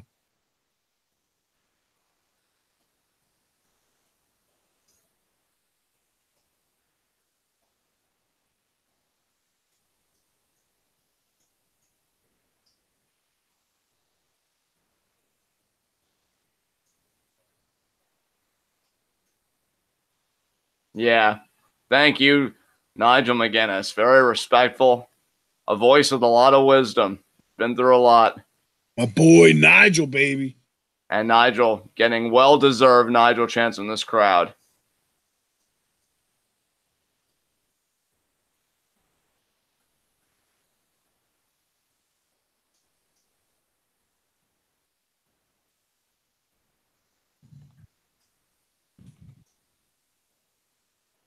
Yeah. I'm glad Nigel's giving everybody their due. That's really cool.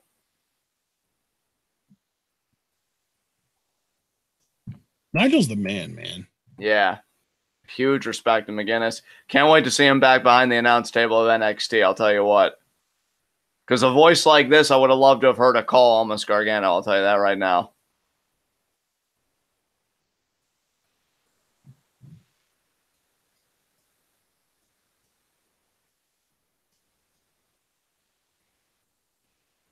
Yeah.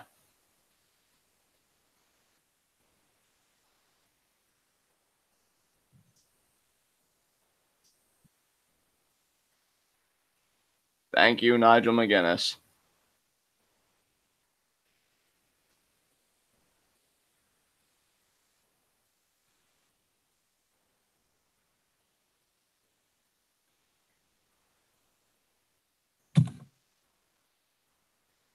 Thank you, Nigel.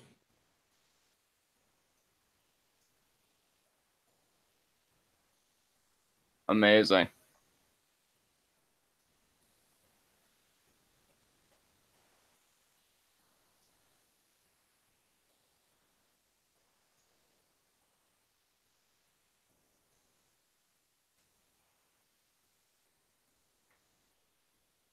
Wow. I didn't expect a field turn on this show, folks, but I think I just got one. Oh, I love Nigel. He's wonderful. Yeah, man. A class act. A real class act. Oh, man. Now we still got Ospreay versus Andrews coming up next year, but after this field turn, I got to get my mind right. Goddamn. Partner, who do you got between Ospreay and Andrews? Do you think Andrews is going to remain undefeated, or do you think Ospreay is going to give him his first loss? I think there's a stipulation that might make me have to pick Ospreay. Oh, really? What's that now? There's some kind of something going on where, if Ospreay wins, he gets Mark Andrews' spot in some kind of tournament. But I think that there's also a stipulation where if Andrews wins, Ospreay has to leave Progress. Oh, shit. Yeah. Okay. Yeah, I really wish Progress would do a better job of talking about these stips and shit. Because when I read the thing in the description, it just seemed like a regular one-on-one match, like an insane one-on-one match, but just a one-on-one match. And then you talk about those fucking stakes. What? What the what?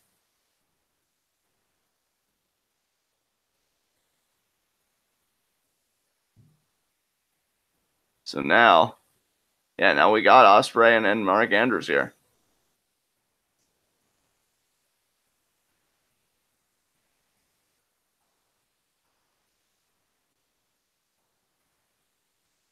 Willie Will? Yeah, this is going to be a great matchup here. Big Willie.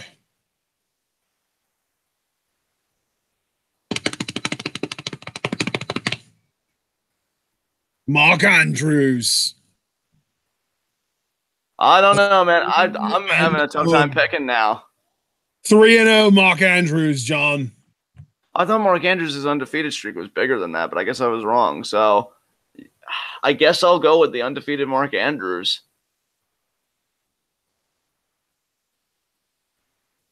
Yeah, this is going to be a tough match to call.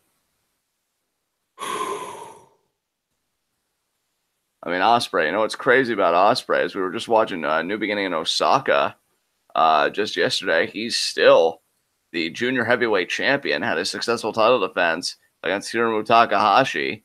So that's present day Will Ospreay. See what 2013 Will Ospreay has to offer here. There's the lockup. Backs Mark Andrews immediately up in the corner. And Mark Andrews just looks annoyed already. Really, Will?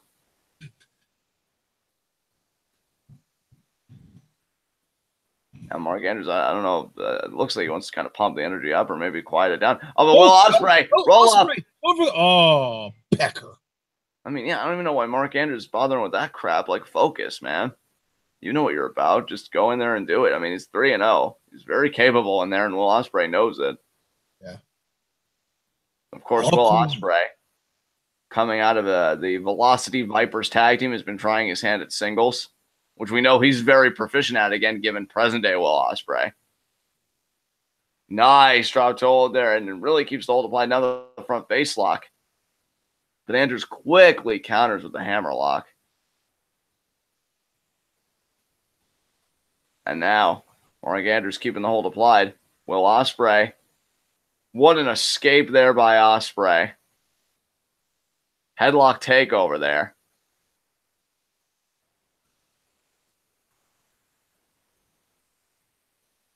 Head scissors. Oh, now look at that. Cranking on the head there, applying that pressure. Crank it, man. Crank it. Exactly. And now Ospreay kind of like shifting his hips. Oh my God. Great escape there by Will Ospreay. What were we saying about how Ziaz or Noam Dar was a genius earlier? Yeah, how about Will Ospreay too? Really, the whole British wrestling tradition at present. I mean, Zack Sabre Jr., Will Ospreay, Noam Dar. You know, just really a great group of guys. And now it could be a Greco-Roman knuckle lock here. Oh, Mark Andrews, though, quickly shifting around. Oh, my God. Now Mark Andrews working over the arm here. Oh, no. Look at that. Really working the wrist lock now. Ospreay is at vertical, though, and we know Ospreay can do a lot from that position. And now he's trying to get to the ropes. And he's trying to like play almost like tug of war there with Mark Andrews, and he gets there. Going to reverse the leverage. Arm drag there to escape. Oh, and the face off. I love it. We just got an amazing Will Ospreay match yesterday against Hiromu, like you were talking about earlier, and it's kind of crazy to think about how far along he's come, man. Like even if you just compare the physical appearance and the body, like he's bulked up so much since this. Oh, absolutely. Like, to me, if you look at this Will Ospreay, I wouldn't be surprised if he was 6'1", 174, like he's listed on Wikipedia. There's no way he's still only 174 now, though. No, certainly not. He might have even reached 200 pounds by now, honestly. Now Ospreay kind of checking the arm. He's on that trajectory, man. He is on that trajectory. Oh, for sure, brother, for sure. And you definitely know that he's feeling himself with it. I mean, right now things are going very well for Ospreay. I mean, he's junior heavyweight champion, and now here back in this time, he's looking to be the first loss on Mark Andrews' record, which would be quite a feat. Mark Andrews, though, like this match is still only in first gear. Anybody that might be sleeping on Mark Andrews would be making a mistake, or the other way around for that matter. If you're sleeping on Will Ospreay, you know, both these guys are so capable. I know multiple. Oh, I thought it was going to be a multiple revolution Rana. But no, I tried for the arm drag. Now go to the other arm, and now we got the arm drag. There's a drop kick. Man, oh man. Now picking Ospreay up. A wrist lock there. Little lights? No. And now keeps front face lock applied. Oh, Ospreay breaks it off. Goes for the kick. Misses. Andrews keeps him. Oh, Ospreay with the cartwheel. Ospreay with the Rana. Sends Andrews out to the outside. That might be a mistake on his part. Ospreay clearing the fans out of the way. I think Ospreay's about to go for a dive. Dive. And oh, there it is. Oh, nice. Sasuke special. And Ospreay fired up. I think that's the move he needed to really get his mind right in this match. Ospreay special. Yeah. You see what I did there? Huh? Yes, I did. And now Mark Andrews back in the ring. Ospreay going for the pin. 1, 2. Oh, wow. That wasn't even a 2 count, really. Yeah, I mean, Andrews very urgent to kick out. And now Ospreay going to pick him up. Kick to the midsection there. Could be thinking Os cutter early, maybe? No, handspring. Oh, drop kick to the midsection. That's never good. And now Ospreay here. Mark Andrews. Kick out there. And now Mark Andrews got Ospreay up. Could it be a backbreaker? It is. It was. Jeez. That is smart by Andrews. You take out the back, you know, you do that kind of work, you really do damage to the aerial repertoire, I feel like. And now Gonna pull the leg of Ospreay. Could be a Oh, surfboard we're gonna here. get a surfboard, maybe? We might get a surfboard double stomp, on those legs like we've seen done. Yeah. Or no, he actually is gonna go for a surfboard. I was gonna say if Ospreay doesn't cooperate, I could see him doing the double stomp, but it looks like Ospreay is complying in the pain. Oh, and now Andrews. Oh my! And he's got him up. Great form on it too. No surprise there. Andrews is a damn good wrestler. Damn fine technical wizard. Oh my God, Mark Andrews now. Oh my God, the torque. Is that a chin lock? Oh my God, it's a dragon sleeper. And now Andrews just shoving Ospreay off, but that was a Lord. Mark Andrews is vicious. I didn't know he had that in him, honestly. I mean, that's why he's 3-0, partner. At least part of the reason why. I mean, this guy, the capability of Mark Andrews cannot be understated. And there's a leg drop there. Something we can definitely agree on, my friend. Absolutely. And now, Ospreay kicking out. And now Mark Andrews. Oh, Ospreay, body shot there. Body shot there. Another body shot. Kick to the midsection. Oh, my God. Oh, wow. What a diving move there. Back elbow. Yes, spinning back elbow. Calf kick. Oh, the knee, though. Ospreay, though, seems to favor the leg a little bit there. That might not be good. Now, hooks the leg. Andrews kicked out. See, I think maybe he thought about another move, and then when he was kind of feeling the leg, he's like, oh, maybe I can end this early. But by then, you'd already given Mark Andrews enough of a reprieve to make a kick out. And now Ospreay, kind of going for wrestle gear, but this might be just as much for his benefit as it is to Mark Andrews' detriment because, this might give him a chance to really breathe and recuperate. Elbows there in the midsection. Andrews off the ropes. Another spinning elbow. Ospreay is feeling it. Again, he still seems a little bit ginger on that knee, though. You notice? That seems weird. And, now he's kind of walking over to Andrews. Andrews had to have taken notice of it, though. I don't think that he's a guy that just kind of overlooks that kind of stuff. And now Ospreay. Oh, my God. Standing moonsault. Oh, a kick out there.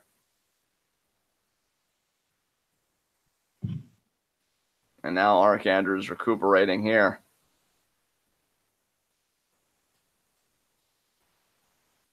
And now he's got him by the wrist. I think he's going to do an Irish whip here. But Mark Andrews still on the defensive. But I don't know for how much longer given that knee of Ospreay. And right there, back elbow by Andrews. Let's see if he can do something. Boot up now by Andrews. Boss boot.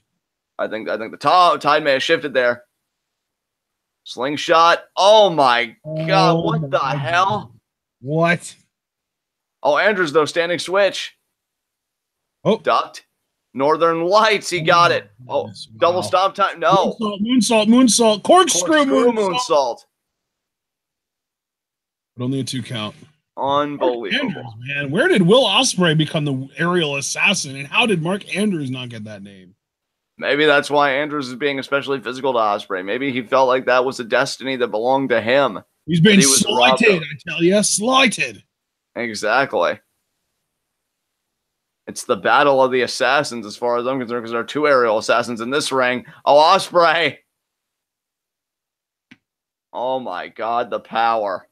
The power. The finger wag. Michinoku driver release. Oh, my God. This match. And Ospreay, I mean, we got to imagine that he's dealing with that. And Andrews kicks out. We got to imagine that he's dealing with a bad wheel, given that he's constantly, going for that knee.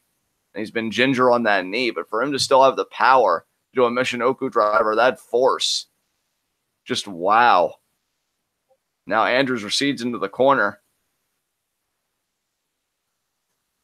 Now Andrews, back elbow there again. Going to ascend to the no. Ospreay with the kick to the small of the back.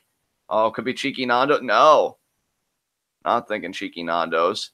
Could this be a Poison Rana? Oh, dear God.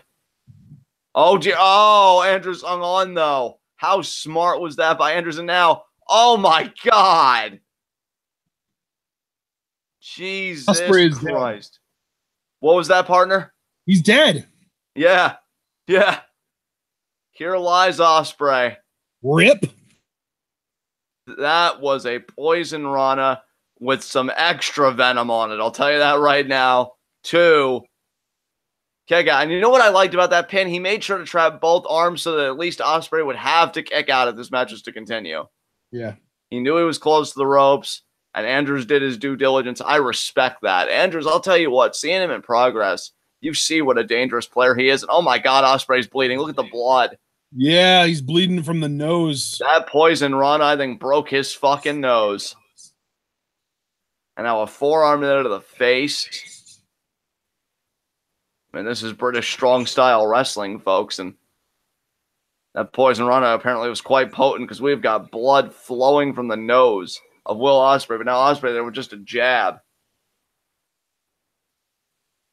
But now Andrews, what a forearm there to the face. Ospreay, though, maybe the sight of his own blood has made him angry. Headbutt there. Back and forth these two go. Oh, yeah, Ospreay. Oh, a drop kick there by Andrews. Andrews not giving a single fuck. Can you believe Mark Andrews was only 21 during this match? That's unbelievable, which would mean he's only 26 or 25 or 26 now, which is even crazier to think about. 26 now. Meanwhile, Ospreay had just turned 20 when this match happened, so he's 24 now. Oh, my God. Yeah, these guys are so young. Why is everyone so young now? Yeah, and especially when we say it, I feel so old, even though I'm only 26. This was like the beginning of the next generation of wrestling, honestly. Yeah, it really was. And now Mark Andrews. Springboard. Oh my God. Oh, and Andrews kicked out. Ospreay can't believe it. I was going to try. No, oh, Ospreay again. But Andrews again. And Ospreay again. And Andrews again. And back and forth we go. Could be a backslide. Ospreay kicks out. Oh, kick ducked. Roll up. No. Oh, the gotcha kick by Ospreay. Gotcha. Yeah, because that's what Johnny Gargano, I feel like, always says before he kicks somebody in the head. Oh, Andrews. Oh, now we're in the turnbuckle. Oh, my God. Super kick face. And now, suplex. Brainbuster. My God. Did you see Andrews go cross-eyed there? Yeah. Well, I mean, his brain just got busted. Yeah, I guess he would short circuit there. Yeah, absolutely. But, I mean, Ospreay, man, staying in this fight now goes in for a cover. But again, that was a long wait before the cover. I'm not even saying that Ospreay's lazy. Clearly, again, he's exhausted. His nose is bleeding. He's given us everything. But if you're going to cover, you got to fully commit. Because Andrews is 3-0 for a reason. Now Ospreay adjusting Mark Andrews a bit there. He's got him in what I've heard Michael Cole say a couple times, at least as it relates to Finn Balor, the drop zone. That perfect place to do any kind of high-flying maneuver you want. And what's Ospreay got on his mind? Could be a forfeit. No! Andrews with the drop kick. Good God, Andrews. And now Mark Andrews shaking his head. Front face lock. Could be a suplex. Oh, man. Oh, Ospreay fought him off. Oh, man. Ospreay, is he going to do a missile drop kick? No. Andrews jumping forearm cuts Ospreay off. And now what's he thinking about here is Mark Andrews could be a belly-to-belly. Oh, my God. That's it.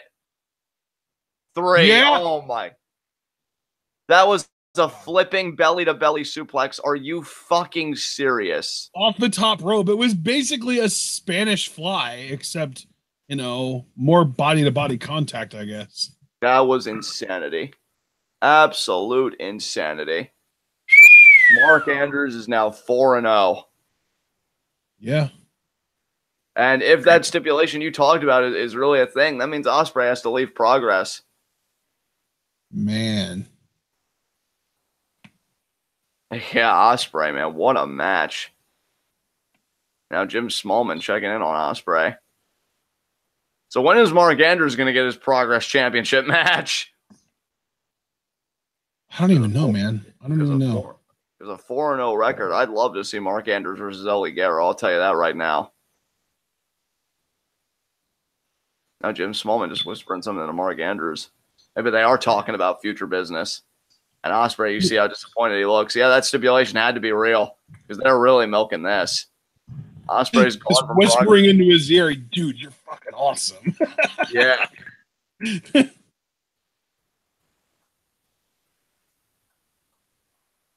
That was perfect. Oh, that was perfect, Chance. Wow, that's huge. That's great. I love that. I can't think of a bigger compliment you could give two performers. Yeah, no kidding.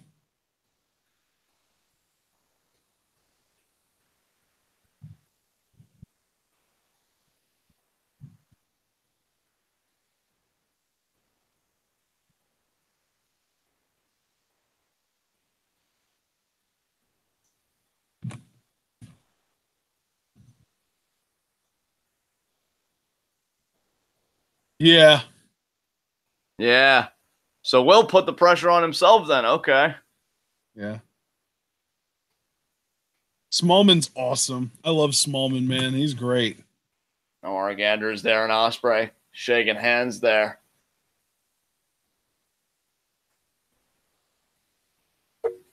Unreal contest between those two. Andrews just happened to be better tonight. On another night, maybe it would have been Ospreay, but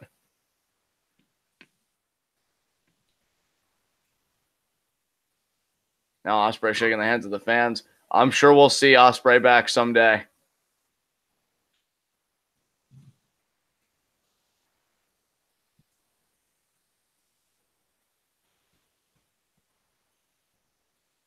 Yeah, Jim Smallman showing great respect to Andrews and Ospreay.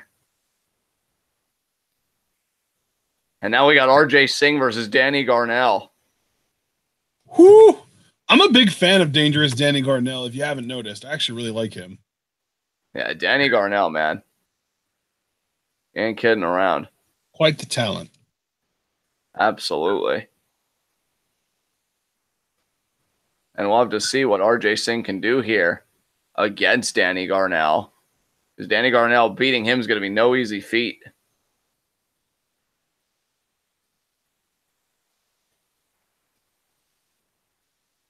But now, I got to wonder, too, about our main event tag match. Yeah. We still don't know who that partner is. No, we do not. Yeah, Danny Garnell 2-0 in singles. Looking to go 3-0 here. RJ Singh in singles. I'm curious what his record is because I know he's had a loss or two, but he shouldn't be too bad. Oh, wait. RJ Singh taking the mic. What is he wearing? You're saying it all wrong. Is he going to do a Fandango thing? Maybe.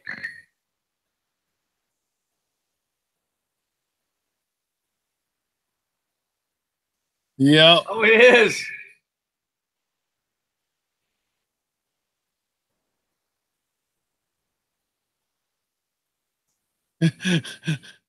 Oh my God. Wow. I love it. Congo, who is at 500 currently. His record's actually worse than I thought. So, I mean, it's not a losing record, but it's not a winning record either. He's like in limbo. So, this match with Danny Garnell will determine if Singdango is on a more winning track or a losing track. And Danny Garnell, though, is undefeated. Again, 2-0. And now, oh my God, Singdango dancing with the referee. So what do you think of more lighthearted RJ Singh? I dig it, man. I like RJ Singh. I like that he's had sort of that organic face turn, too. Absolutely. Here we go. Handshake there.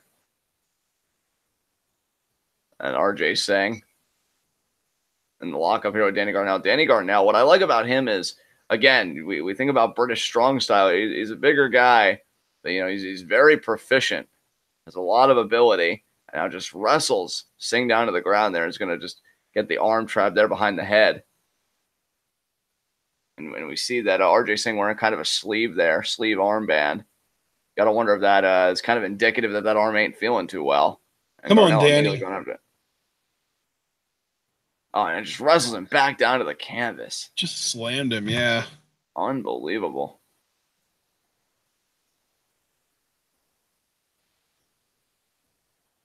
Oh, rolls through. Nope. And now just kind of countered there. And now, oh, Singh Dongo, very pleased with himself. Even Danny Garnell acknowledging, yeah, that was good. That was good.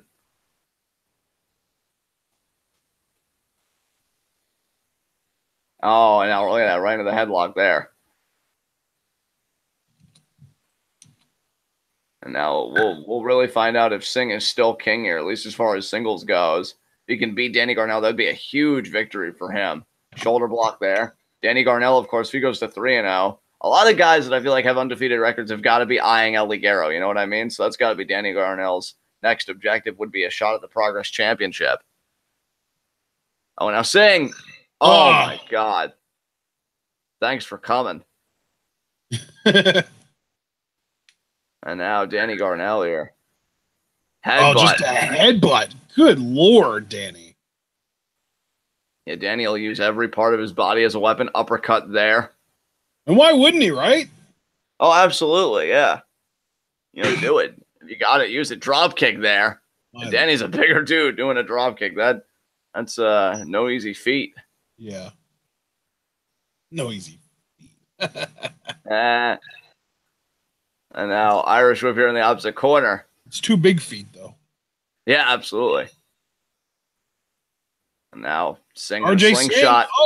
Oh, Rana, very nice. Good job. He made it work. Singh Dongo.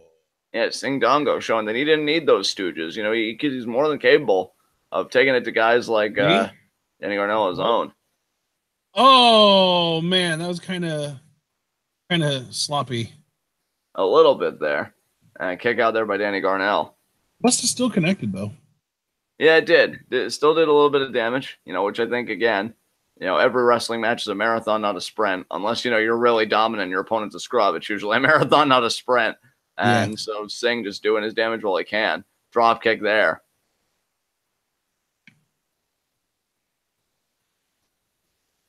And now Singh trying to get this crowd into this here. Gonna pick Garnell up. I mean, Garnell, to me, though, I look at the body shots here. Near the midsection there. Singh off the ropes. Oh, but Garnell. German suplex. Wow, you just popped that off. Gonna go right into the lateral press, forming in the face. Kick out there by Singh. I love that Garnell, you know, he just really seems to be like a wrestler in its purest form. You know, he doesn't really have a lot of pop and flash with his attire or really anything about him. But he gets in between those ropes. What a knee drop. You can tell this guy really understands the game fundamentally. Singh kicks out. And he's really put it together again in a 2-0 record, looking to go 3-0 tonight. And then after that, you have to imagine Danny Garnell is going to start openly inquiring, when do I get in the ring with El Ligero? Single knee gutbuster there. And Singh, just in agony, elbow to the same mid-side. Yeah, he's really working it over. 2. Singh again kicks out. And Danny Garnell, the last matchup he had was against Styx. I want to say that was either 2 or 3 chapters back. And now, Singh there with the elbows. Caught. Nice.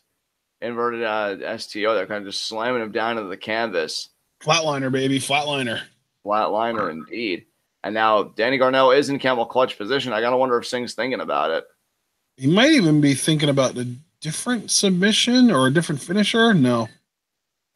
Nope. Called it. Garnell. Oh, God. Garnell's so strong, though. Just backs Singh Dongo into the corner twice. And then a third time, even.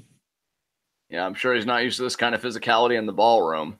No. That's now Danny Garnell. Oh, look at Singh, though, blocking. That was brilliant. Great defense there by RJ Singh. Super kick there. Yeah. No.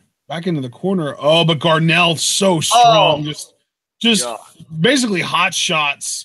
Singh Dongo onto the top turnbuckle. And then the nice Northern Lights with a bridge, but only a 2 count. Absolutely. I mean, when he hot shot him, I mean, his face ate that turnbuckle 100%. Yeah. And now Singh's definitely got to be stunned. Danny Garnell knows it. And Danny Garnell going to be looking to do his damage. Oh, Garnell missed, though. Singh went under. Enziguri. Nice Enziguri there. Singh is entertaining, man. Oh, absolutely. Oh, Danny Garnell only 2 count. Entertaining doesn't win you matches. No, it does not. I mean, hell, RJ Singh, he is at 500. He needs this win as far as I'm concerned, because if he loses, it is automatically a losing record.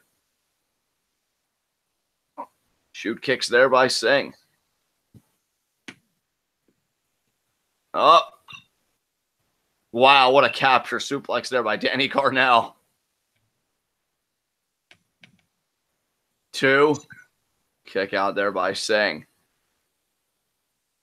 Now Danny Garnell seems to be getting a bit frustrated. And can you blame him?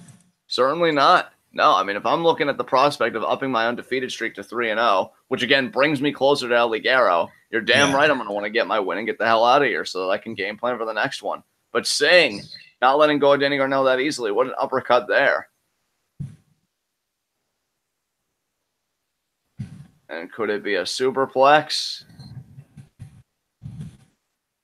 Another clubby blows there to the back. And gourd buster almost by Danny Garnell to RJ Singh.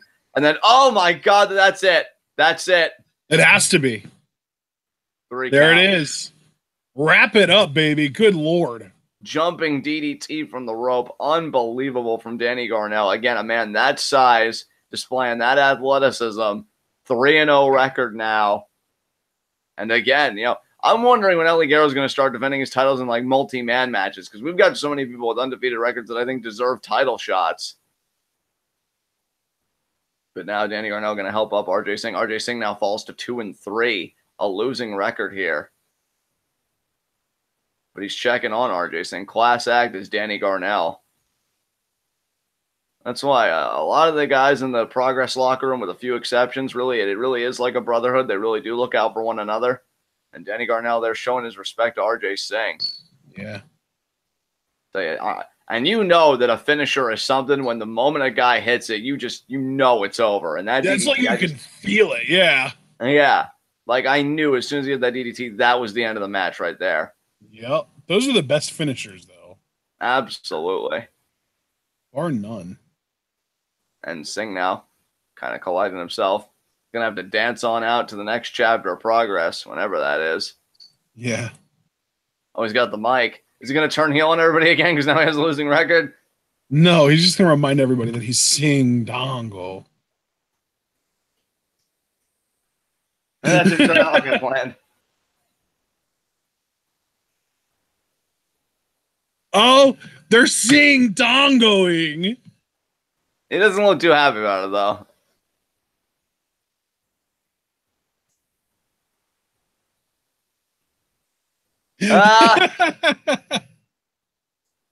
Who's he bringing out? I have no idea. Oh, he did bring somebody with him.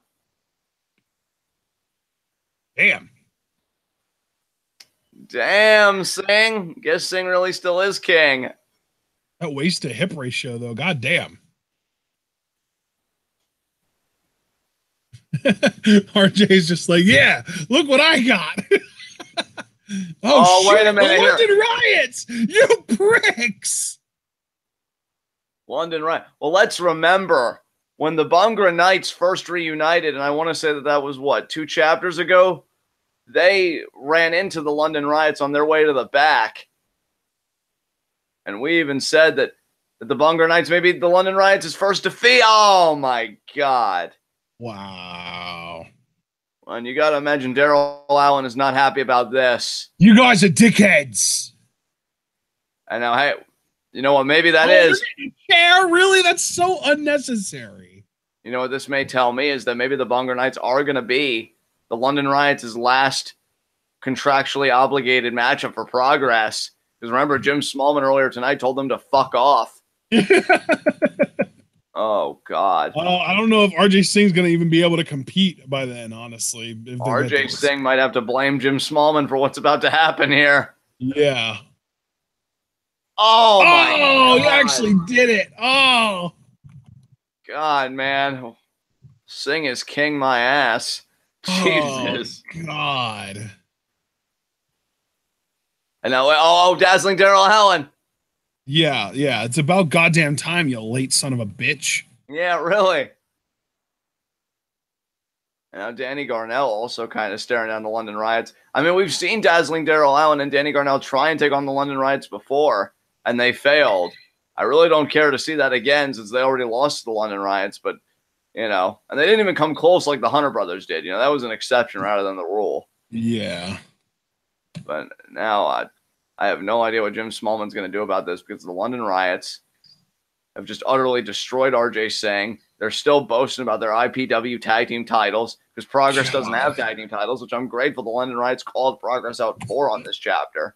When they were getting that chair, I felt like freaking Morty in the first ever episode of Rick and Morty talking to that bully kid Frank. He's just like, you really didn't need to pull out that knife. I was intimidated enough already. Well, yeah, you didn't need that chair, guys. You could have damaged him hard enough without it. Jeez. And Dazzling Darrell Allen just staring down the London Riots. Are you trying to teach me how to bully Smith? And now, Danny Garnell. I mean, Danny Garnell and Darrell Allen, again, you guys already tried and you really weren't that good as a team. I mean, you really want to try again? Though the London Riots have only gotten more dangerous since you lost to them. But yeah, RJ Singh, I mean, clearly it's not going to be the Bunker Knights. I mean, RJ Singh's done. His leg got shattered.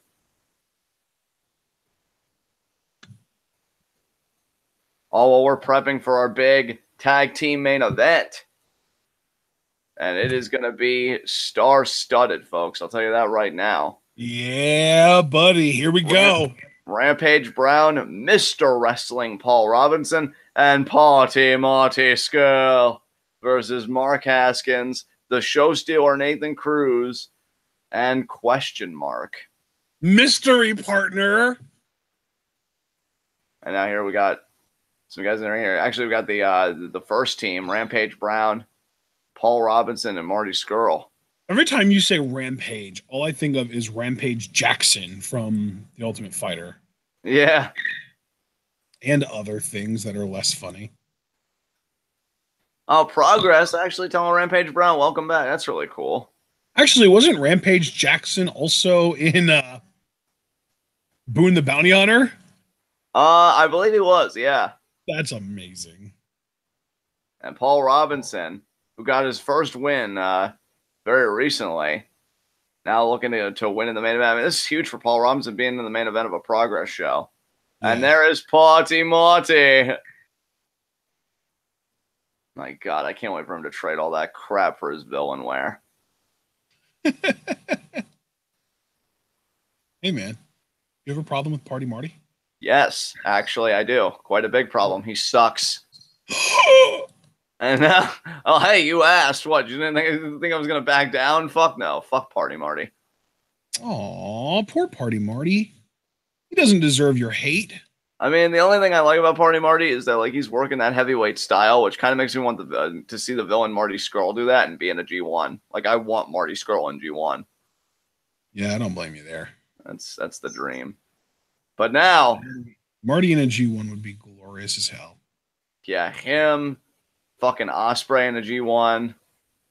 We've already seen ZSJ in a G1, but let's see him in another G1. Yeah, let's just get all the British wrestlers in a G1. Oh my God, Nathan Cruz is a peak douche right now. Why do you say that? I mean, look at what he's wearing. Oh my God. The feather boa and the sunglasses. And they're wearing screw indie wrestling shirts. With a literal screw in between the words screw indie. That is just beautiful. I thought you were going to be like, that is just so douchey. And you said beautiful. And I'm just thinking, oh, well, in John's eyes, they're the same thing. Yeah, I was going to say, well, for me. And that's Mark Haskins, right? That's not the mystery partner? That's correct. Yeah, that's Mark Haskins. So maybe the In bodyguard. current day, Mark Haskins has bleached blonde, long hair like that, like the CM Punk look. And these fans getting all riled up because of the Screw Indie Wrestling shirt. Sit down, Marks. Holy shit. Security needs to do his job. And he is doing his job. He'll choke slam all of them. He don't give no shits. I hope he does. But low key, though. Nathan Cruz is I'm a pro on the back. That's great. Pro douche. Am I right? Of course I am.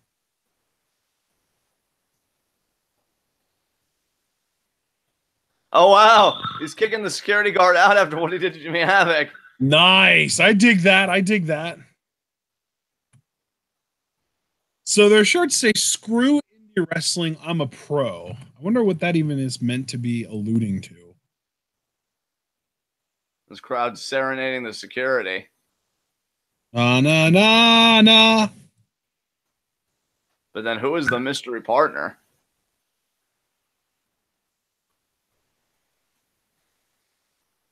Some guy. Go on, let's find out. Who is it?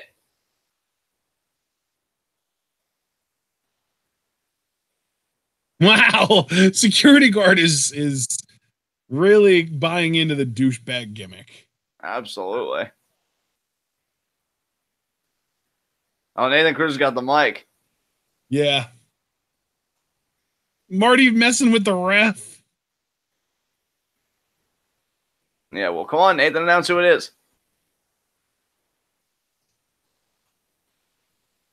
There you go. Do your job and hold those three back before we get in the ring. You gonna do it, ref? Do your job. Yeah, ref. Ref. Who is it, Nathan? Who's the mystery partner? Probably gonna be so underwhelming too. Yeah, probably. I don't think it'll be Mastiff though. He might just not be on the show.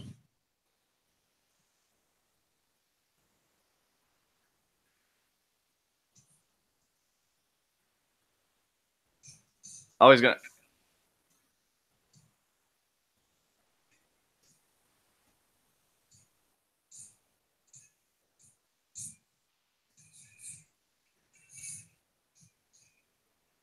The star attraction, Mark Haskins. I dig that. Yeah. He had a rock star gimmick in TNA for a brief stint. And now Nathan Cruz.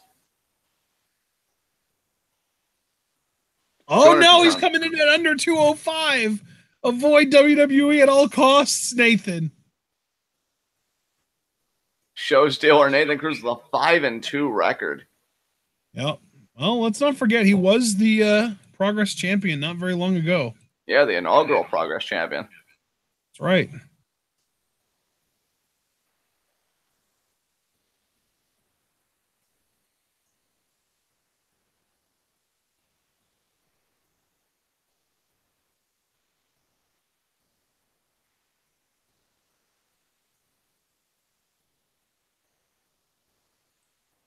Who is it? Who, mate? Who?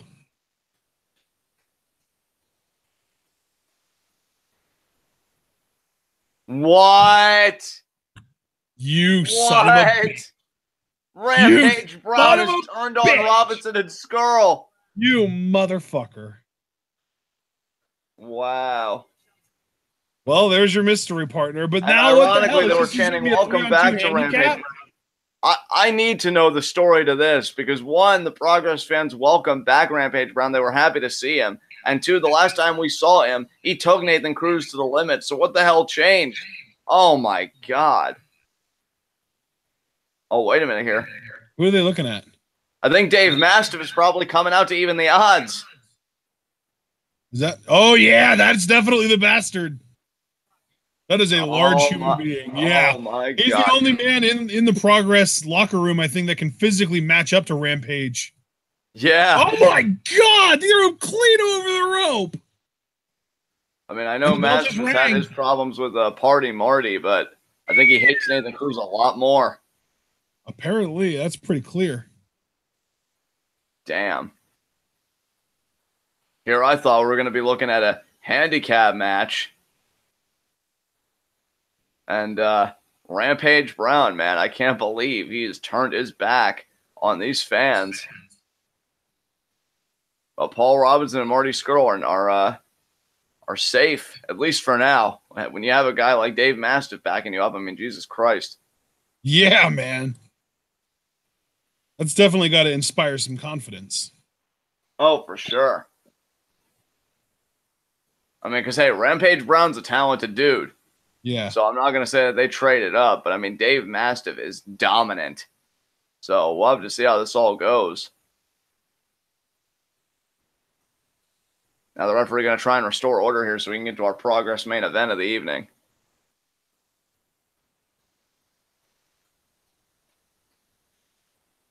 Now the referee's saying, hey, guys, let's get it all together. Let's keep it all together.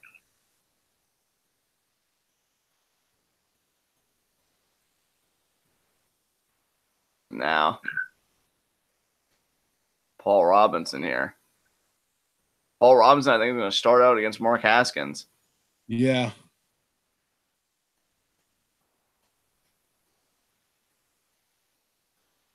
And now Paul Robinson. Well, looking to get this match underway, but the heels hugging each other for solidarity. Dave Mastiff doesn't look like a hugger, though, so I doubt the babyface team is going to really repeat those tactics. I mean, would you be willing to hug Dave Mastiff if given the opportunity? I mean, if I thought it could work, yes. But I also like living, so probably not. Yeah, that's kind of the vibe I got from you, was that real survival instinct kind of thing. So I mean, now if we were talking about James giving Dave Mastiff a hug, I mean, he'd be going all in on that son of a bitch. And now, Paul Robinson. Holding over Haskins. Haskins. Oh, wow. Look at Robinson. Multiple Revolution Hurricane Rana are nicely done. Calf kick. It's like Paul Robinson's got to be brimming with confidence after getting his first win in Progress recently. It was in the wrong corner. There's the tag to Marty. Now Marty baiting Cruz and Brown. Marty Scurll! Double back elbows. Scurll goes into the cover. Kick out there.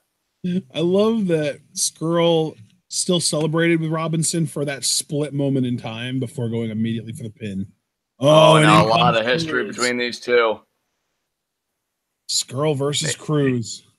Nathan Cruz, who's gone back now to the Zack Ryder attire. Yeah. Nathan Cruz, though, has been on such an incredible roll since losing the Progress Championship. He really is just fully embracing the douchebag today. He really is. The entrance attire, the ring attire looking similar to the ultimate douchebag. You know, lots of similarities there. It's like, wait a minute, I don't have to show humility or humbleness. I'm Nathan. I'm me. I'm me. Chops there by Marty.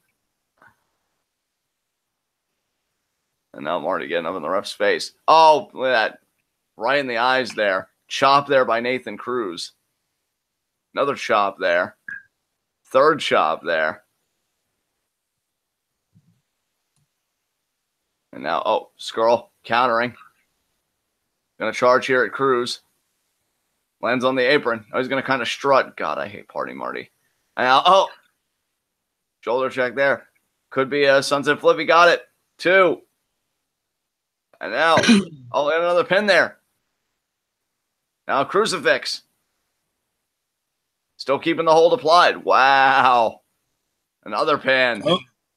It's got to be disorienting as hell for Nathan Cruz.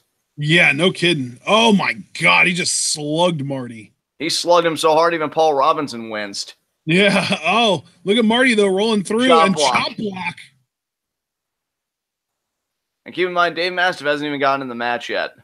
Yeah, neither has Rampage, though. That is true. That's an excellent point.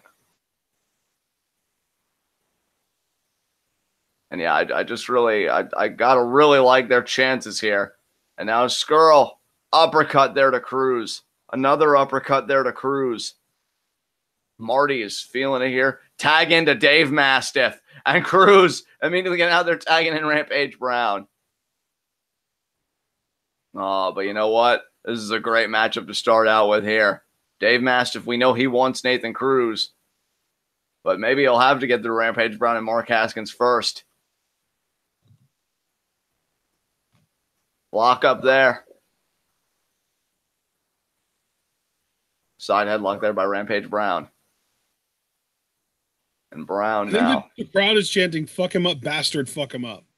Yeah, well, I mean, hey, Brown turned on this crowd, so can't really say I blame them. As now Mastiff is just like, come on, is that really all you got? Come on. Oh, my God. Imagine actually trying and staring at the sentient brick wall that is Dave Mastiff and realizing that all that trying doesn't even matter. You know, the strange thing, though, is that Rampage Brown is a big guy relative to the rest of the Progress roster. Absolutely. And oh, my God. Yeah. Kick out there by Rampage Brown. Rampage Brown doesn't even know where the hell he is. Lariat there over the rope. And now Nathan Cruz saying like, oh, whoa. Hold on there. Hold on. And Scurll picking up Robinson and then just throws him onto Cruz and Haskins. Good God. And now Party Marty raising the roof. And now I think he's asking Dave Mastiff to lift up Marty Scurll and throw him. Just throw him out at them, yeah. By the way, I just did a little bit of Google and math work. Oh, come on, Marty. You know better. There we go. Oh, he just throws him on everybody not giving a fuck. Dave Mastiff is denser or thicker, depending on how you look at it, than Rampage Brown by 68%. Jesus. Yeah, that's how significantly thicker he is than everyone. He is a large human being. Oh, but now Brown there with that's stopping power too. That's why Rampage couldn't move him on those shoulder blocks. And that's why Bastard Mastiff just destroyed Rampage with that lariat. Jesus Christ. Now the front face lock, and now Paul Robinson getting the tag. Oh, yeah. Nice double stomp. Readjust the spine a little bit. Thigh kick, gut kick, thigh kick, arm kick, arm kick, arm kick, arm kick, arm kick. Yeah, Paul Robinson, Mr. Wrestling, really taking it to Rampage Brown. Mr. Kicking. Yeah. Oh, now look at that. Brilliant there by Rampage Brown. Distract the ref in order for one of your partners to do stuff. That's not illegal. I don't understand why you need the ref distraction for that. Well, you know, maybe they realize that they're walking on thin ice to begin with. I mean, the security guard got ejected. Rampage Brown turned on this crowd. I mean, so they certainly haven't earned any favors from anybody. And now double arm underhook trap is Nathan Cruz with just a kick to the midsection of Paul Robinson. Nathan Cruz really is the Randy Orton of Progress. Oh, and nice back suplex. Very nice. Nice slingshot variation there using the top rope. Yeah, I love that. That was really unique. Creative. And Paul Robinson there with the body shot. Almost seemed like a wild body shot, but Cruz. And now Haskins got the boot up, and oh my God, right in the head. And now these guys have really found a groove as well now. And off the ropes. Double back elbow there. And now Haskins. Gonna hook the leg. Robinson kicks out. Tag there. Wheelbarrow. Suplex. My God. And now Bastard Dave Mastiff there getting in there.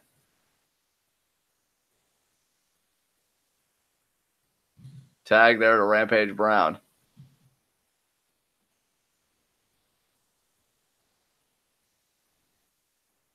Clubby blow to the back.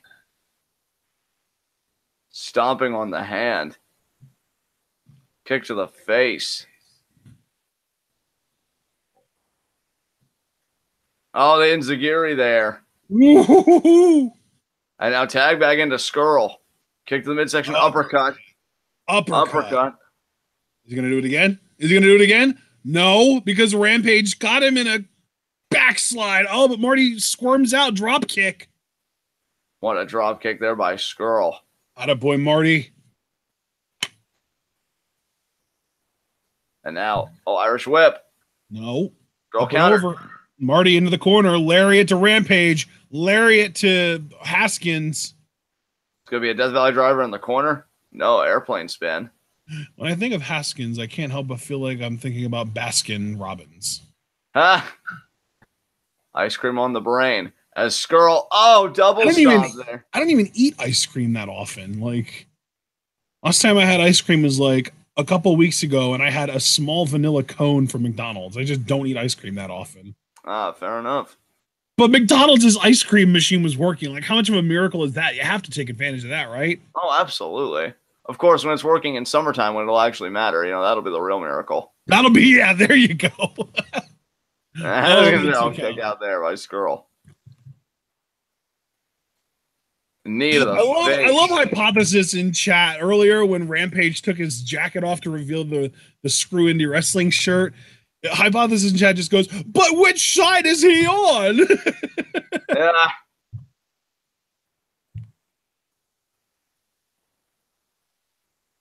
And now, oh my God, Nathan Cruz just choking Scurll with the rope. Oh, man. And now Haskins got Scurll in the corner. Wait, yep, there we go. There's the tag in to Rampage.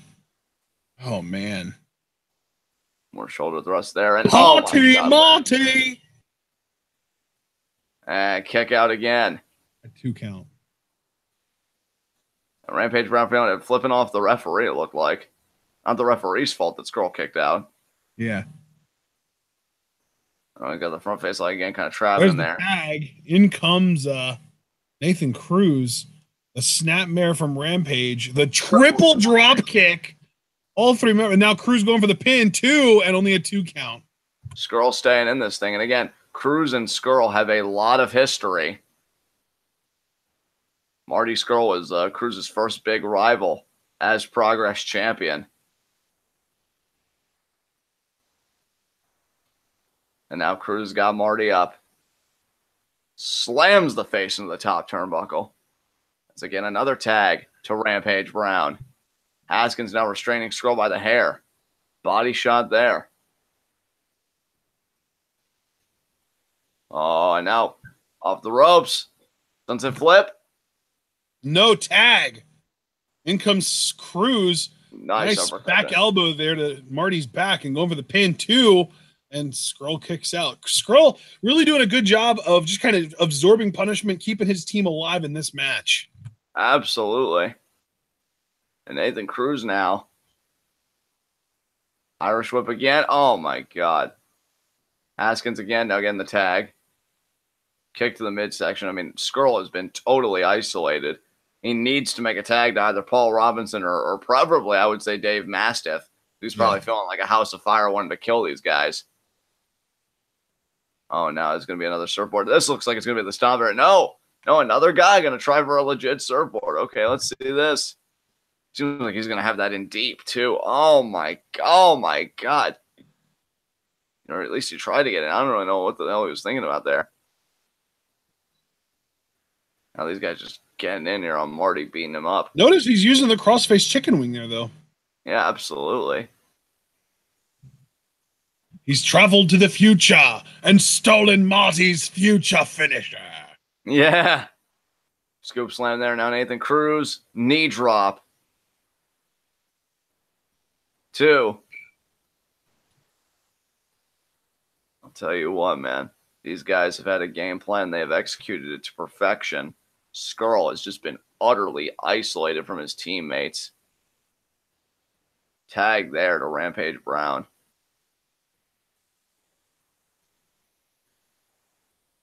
And now, oh my God, shooting him into the ropes. And oh, Nathan Cruz there in the corner. Rampage Brown with the forearm to the face.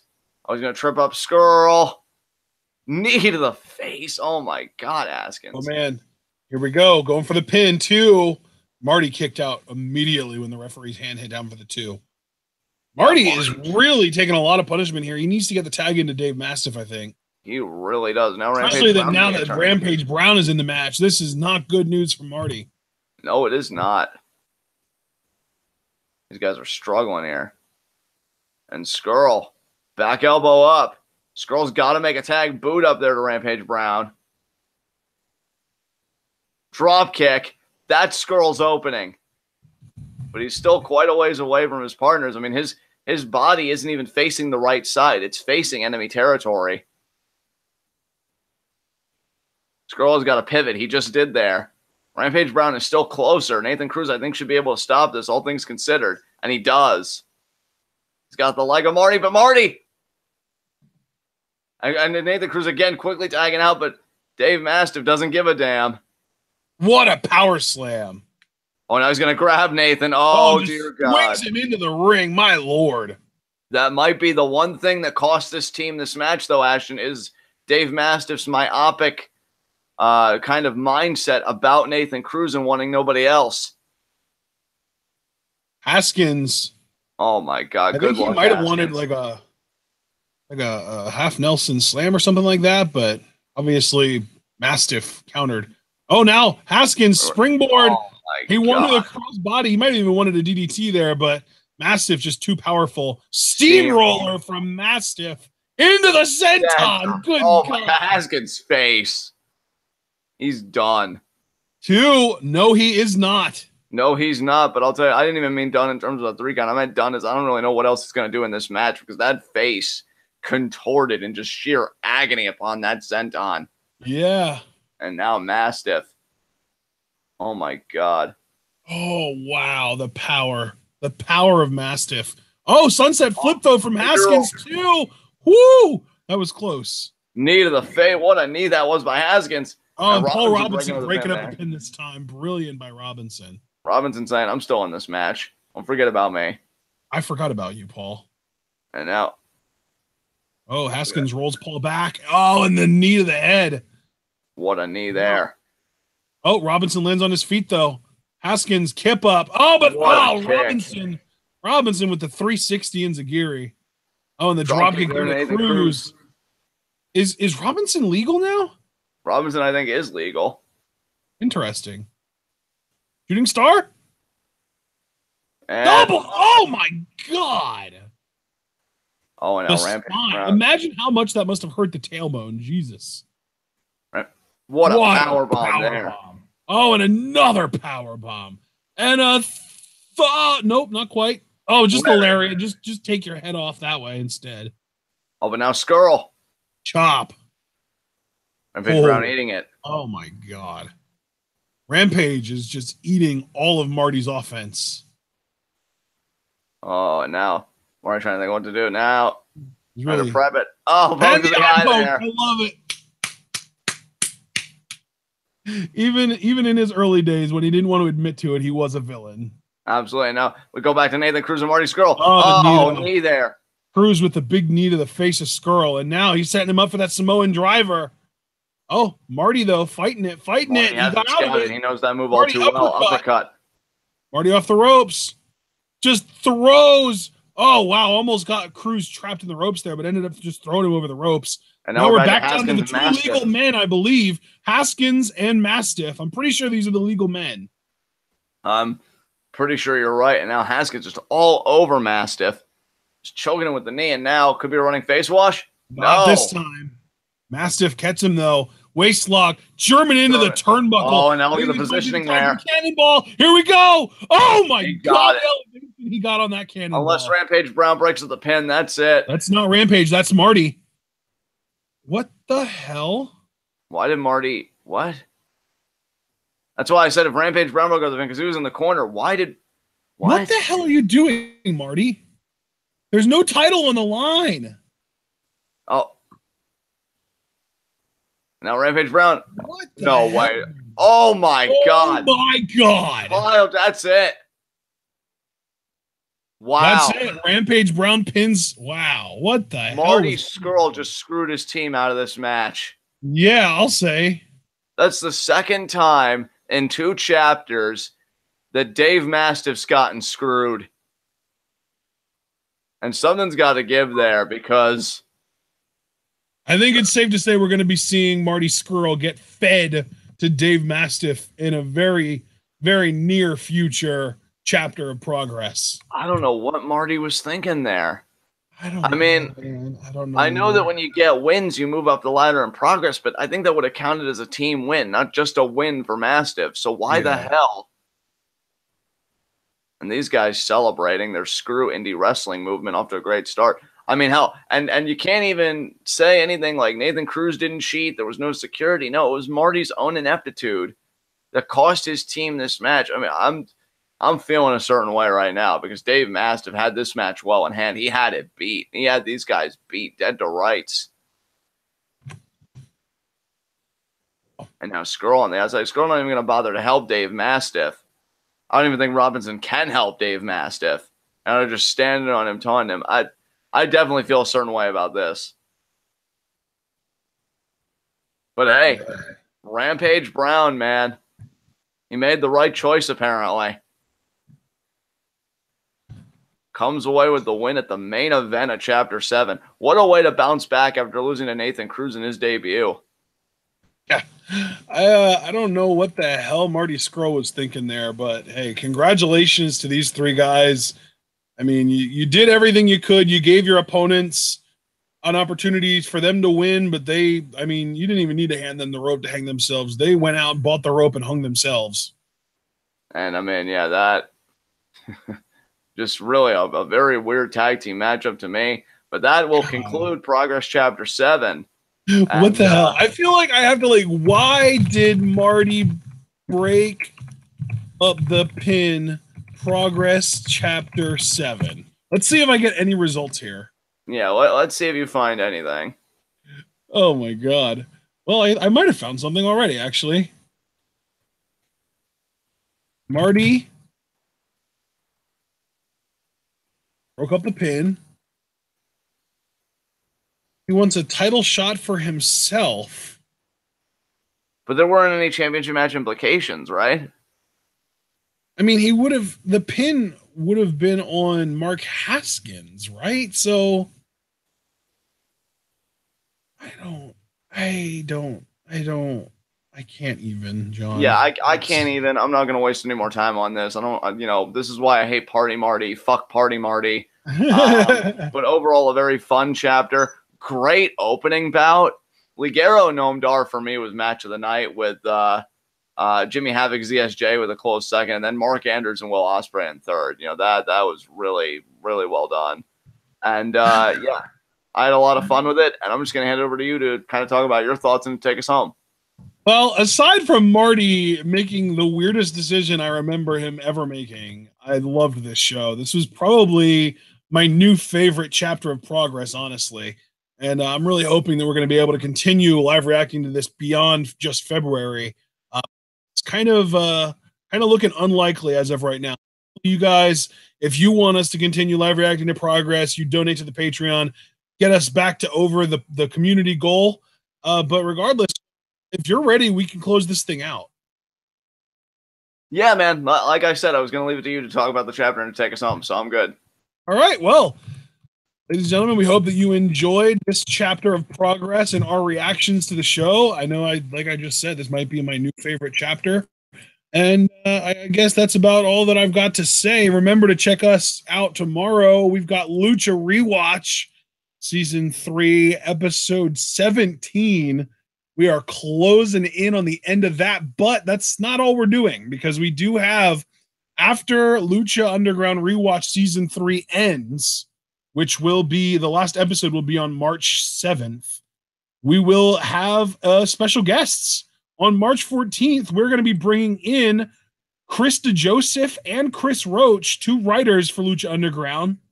I know DeJoseph gets executive producer credits as well, to discuss storylines that either were changed or dropped for the first 3 seasons of Lucha Underground, and maybe even get a little bit of Season 4 hype going on. I know that the tapings for Lucha Underground Season 4 begin on February 23rd.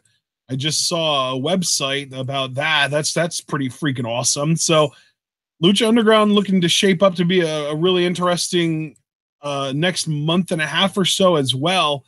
But until then, of course, we do have Lucha Season 3, Episode 17 rewatch tomorrow. And then Thursday, we are going to be doing a live reaction and a review to the Women's Wrestling Revolution show Tournament for Today. Way too much alliteration going on between the promotion and then the title. But that's what we have left for the week. And then next week, obviously, we have all kinds of stuff because Q&A and Elimination Chamber and all that stuff. But that's next week. For now, we will see you guys tomorrow evening at 5 p.m. Eastern Time for Lucha Rewatch Season 3 chapter, or goddamn. Progress got me thinking about chapters, guys. Episode 17, where we're going to be covering Lucha Underground Season 3, episodes 33 and 34. That's going to be a lot of fun. Progress has been a lot of fun. We're going to do Progress next week as well, and then the following week, and I believe that'll be it. Yeah, we've got 2 more episodes left this month. And hopefully we can continue in March. Like I said, it's all about the Patreon requests or the Patreon donations. But, of course, remember to like the video if you haven't already. Leave a comment. Let us know what you thought about Progress and our reactions. Subscribe to the channel if you haven't already. And once you do, remember to click the bell icon so that you can get notified every time we go live or upload a video. Share this channel. Share this video with all your wrestling fans that don't already, all your wrestling fan friends that don't already know about us. Get them in on the TwitWow action. Check out our Teespring if you're interested in our merch. You can buy the t-shirts, mugs, stickers, all that fun stuff, hoodies on our Teespring store. Links in the description, as well as the Patreon, which I already described. You can also follow us both on Twitter and like our Facebook, and we will see you guys tomorrow evening for Lucha Rewatch. Of course, though, you've got to remember to stay tuned.